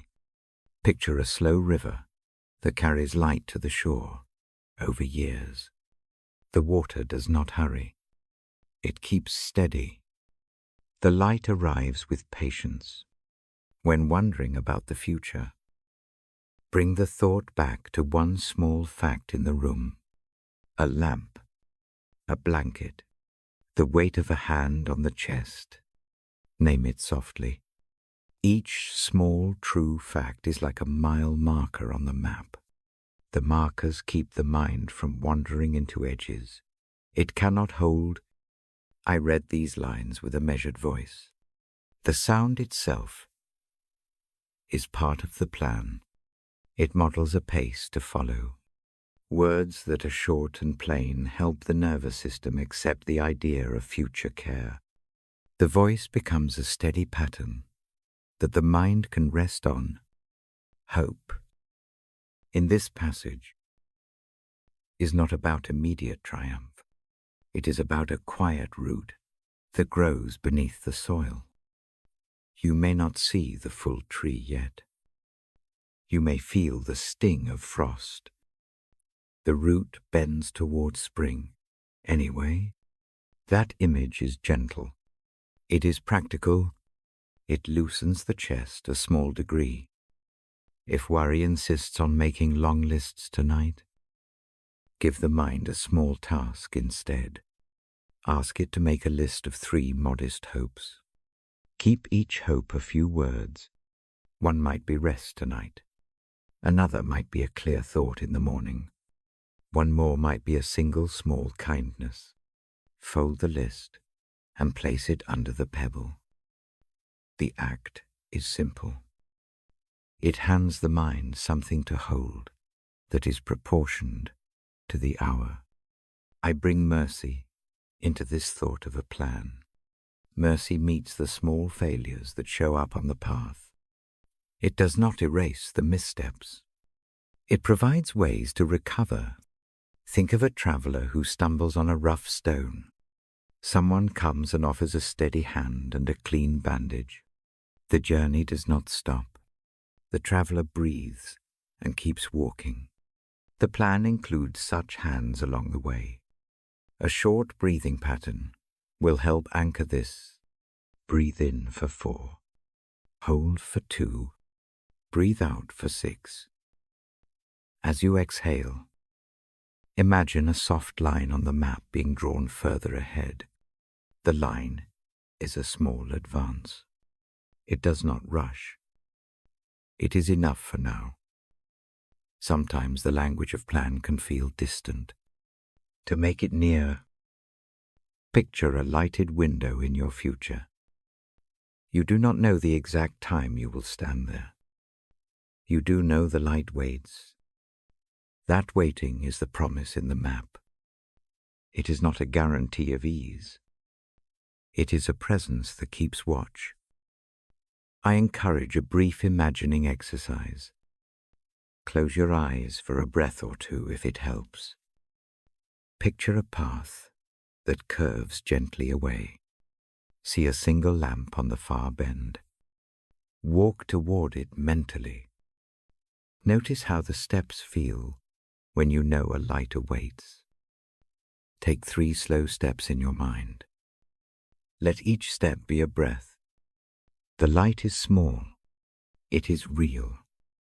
If regret presses tonight, place that regret on the path as a pebble.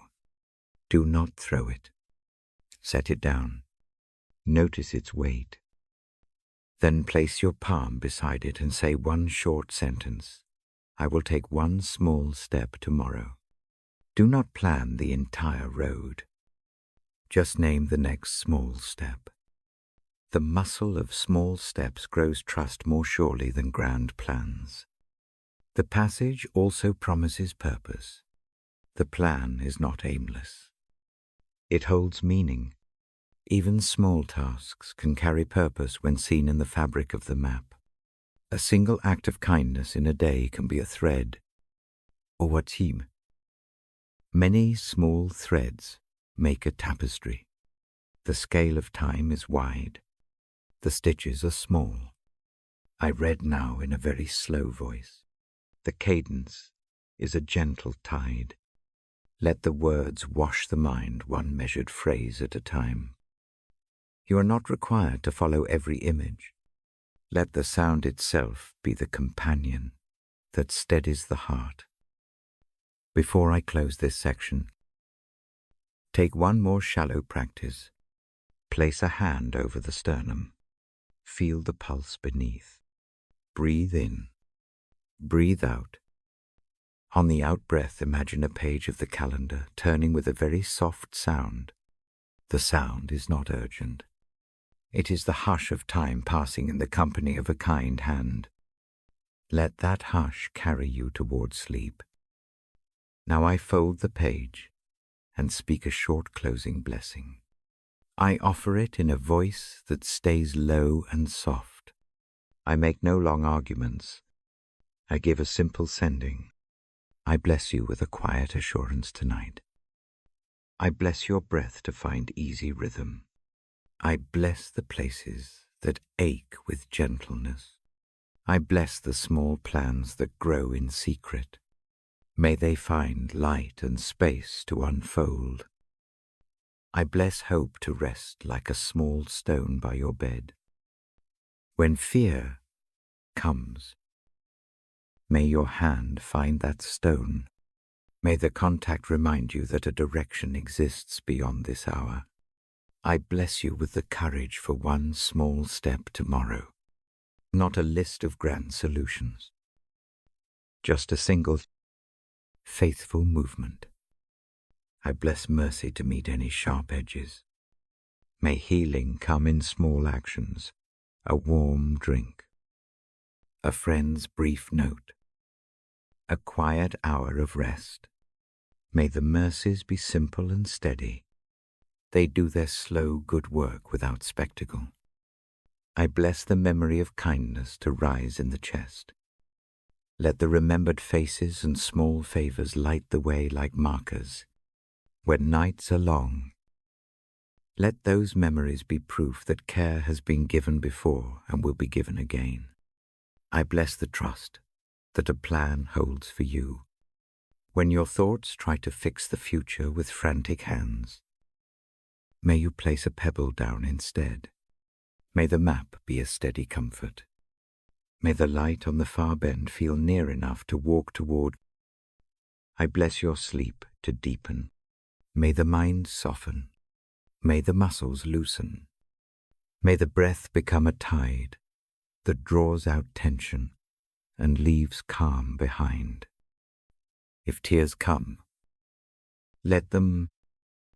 If silence comes, welcome it. Both are gentle medicines. I close the book slowly. The lamp grows gentler.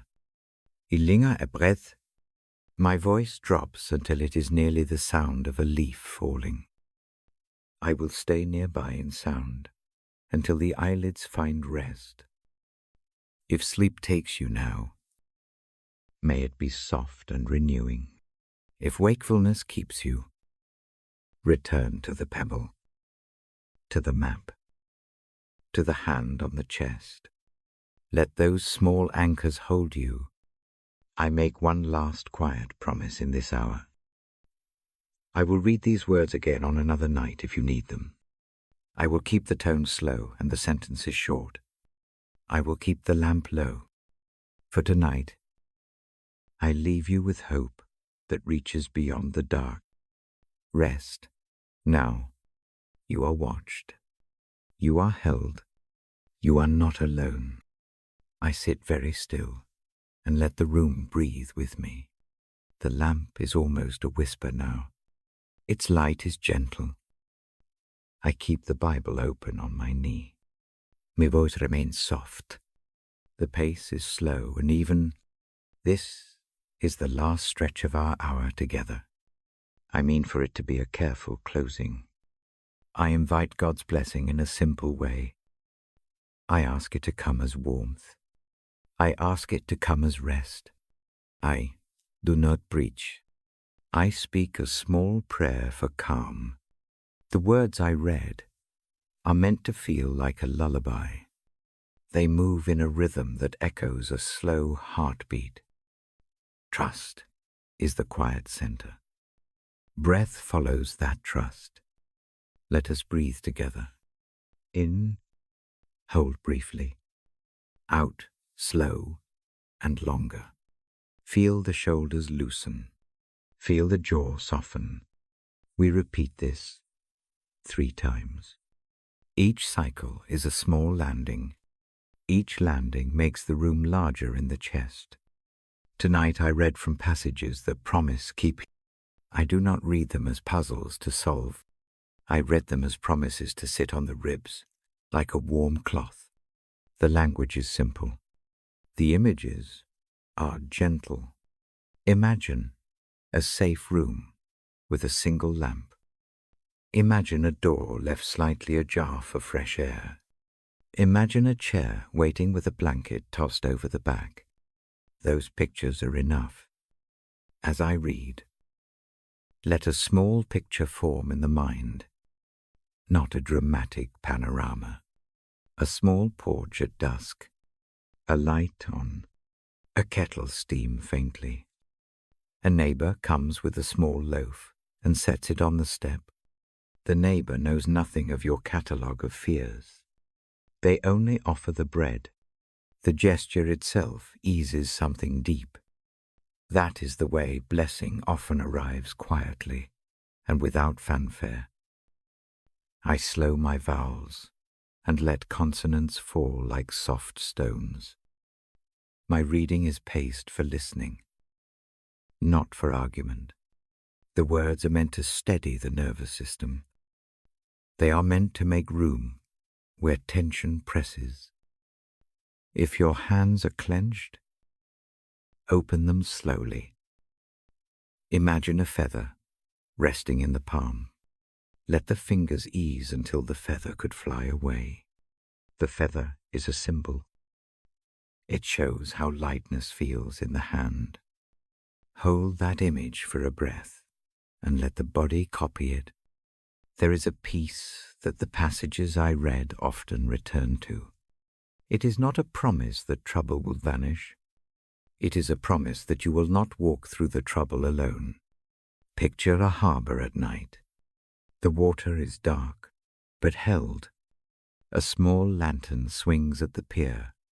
Someone waits, with a knot of rope and a steady hand. The world beyond the harbor is wild and large. The harbor remains. Let that harbor be our image now. When worry begins to describe loud futures, guide it back to the present senses. Hear the soft creak of the chair. Feel the weight of the blanket. Smell the faint residue of the tea you drank. Name 2 of these things out loud, or in the mind. The mind settles when it lists what is actually here. I place a hand on the chest. Now, feel the tiny lift. The pulse is a real thing. It answers every doubt. With a small truth you are alive. That truth is a kind of anchor. Rest gathers around it. If you prefer, place a hand on the belly and notice it rise and fall. Let the hands be witnesses that the body is doing what it must to keep you. My reading leans on the quiet work of mercy. Mercy often shows up as a small kindness at a night watch. It is a bowl left at a cold door. It is a soft word said near and near. It does not demand an explanation. It simply meets the need in front of it. I read these lines because they follow the same pattern. Small acts gather into larger safety. If sleep feels distant, use a small ritual I learned long ago. Turn the lamp down just a fraction. Fold the hands into a loose cup. Whisper a short sentence in your mind, be kept. The phrase is only 2 words. Say it on the out-breath. Do not argue with the mind that asks for reasons. Let the simple sentence be an anchor. Repeat it 3 or 4 times. Tonight, I offer a short guided image to carry forward. Imagine the room you are in, becoming a small chapel. The curtains become tapestries. The chair becomes a pew. The lamp becomes a candle. A gentle presence sits in the front row and watches as one watches over a sleeping child. The posture is not intrusive. It is attentive. Let that picture soak into the muscles. Remember small proofs of care you have received. A neighbor's call that arrived just when you needed it. A hand placed on your shoulder at a weary moment. A stray line of poetry that found you in a sad hour. These are not grand miracles. They are evidence. Keep one of those memories as a lamp beside the bed of the mind. When fear presses, name it as a thing you can touch. Call it a single word and set it on the table in front of you. Seeing the object makes it less monstrous. Then imagine the presence in the room, lifting that object and placing it on a shelf where it will not dominate. The action is symbolic. It changes breath and posture. The body registers the separation. I speak now, in the slow present. God blesses you tonight. The blessing is not loud. It comes like rain on a roof. The roof does not leap. The house simply receives the sound and grows quieter. Let the blessing be a pattern you can feel in the ribs. Let it steady your breathing. There is grace in the reading as well. Grace arrives without a receipt. It is a gift that is carried quietly. Think of a wrapped cloth placed on the knee. You do not pay for it. You open it and find warmth. The gift does not demand itemized proof. The act of receiving changes the trajectory of the evening. If a memory of regret pushes through, do not shame it. Give it a brief, honest sentence. Name it, then follow with a sentence of kindness. Keep both sentences short. The exchange helps the muscles stop rehearsing blame. It teaches the heart how to be both truthful and tender. I lower my voice further and read a passage that leans into trust. The lines offer an image of a shepherd who checks the flock at night. The shepherd counts each life. The shepherd knows which animal is quiet and which needs gentle nudging. This metaphor is not an argument. It is an evening image that helps us imagine care that is both practical and personal. As I paraphrase, imagine the shepherd's hand on your shoulder, not to push but to steady. The hand does not pretend the hillside is flat. It only makes the next step feel safer.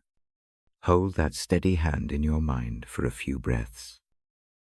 There is a mercy that meets the weary body. It is tender and small. If muscles ash, stretch one limb slowly. Let the motion be deliberate and soft. Tighten lightly and then relax fully. Move only as much as feels kind. Every small release invites sleep a little closer. I keep the reading free of heavy debate and full of care. The words are chosen for listening. Each sentence is short, so the ear can follow, and the breath can align. The aim is not to teach a lesson, but to make a space where rest can begin. Now, a final, very small practice. Close the eyes if that feels right. Picture a quilt folded at the foot of the bed. Each square of the quilt is a small kindness. One square for mercy. One for a hand that stayed. One for a memory of care. Imagine pulling the quilt up and tucking it over your shoulders. Feel the weight of the fabric. Let the warmth press gently into the chest. I pause and listen. The quiet is part of the prayer. Silence allows the words to settle. It lets the breath find its own rhythm. If the eyelids close, that is welcome. If the mind wanders, bring it back softly to the quilt's edge, to the lamp's small pool, to the hand on the chest. Before I close the book, I speak a short blessing. May God's gentle blessing settle on you. May truth come like a quiet song that the bones accept. May rest gather around your shoulders. May mercy tend the small wounds. May hope sit at the table in the morning light. I will read again another night if you wish. I will keep the tone measured. The sentence is short. The image is gentle. For now, let the last sound of this hour be slow breath. Inhale, pause, exhale long. I close the Bible with care. The pages make a soft sound. The lamp dims a touch. I remain for a long, slow moment, breathing as you do, keeping watch in silence. Sleep, if it comes, come easy and renewing. If wakefulness continues, keep the image of the quilt and the shepherd and the harbour near. Let them be companions in the dark. Rest now. You are held. You are not alone. Good night.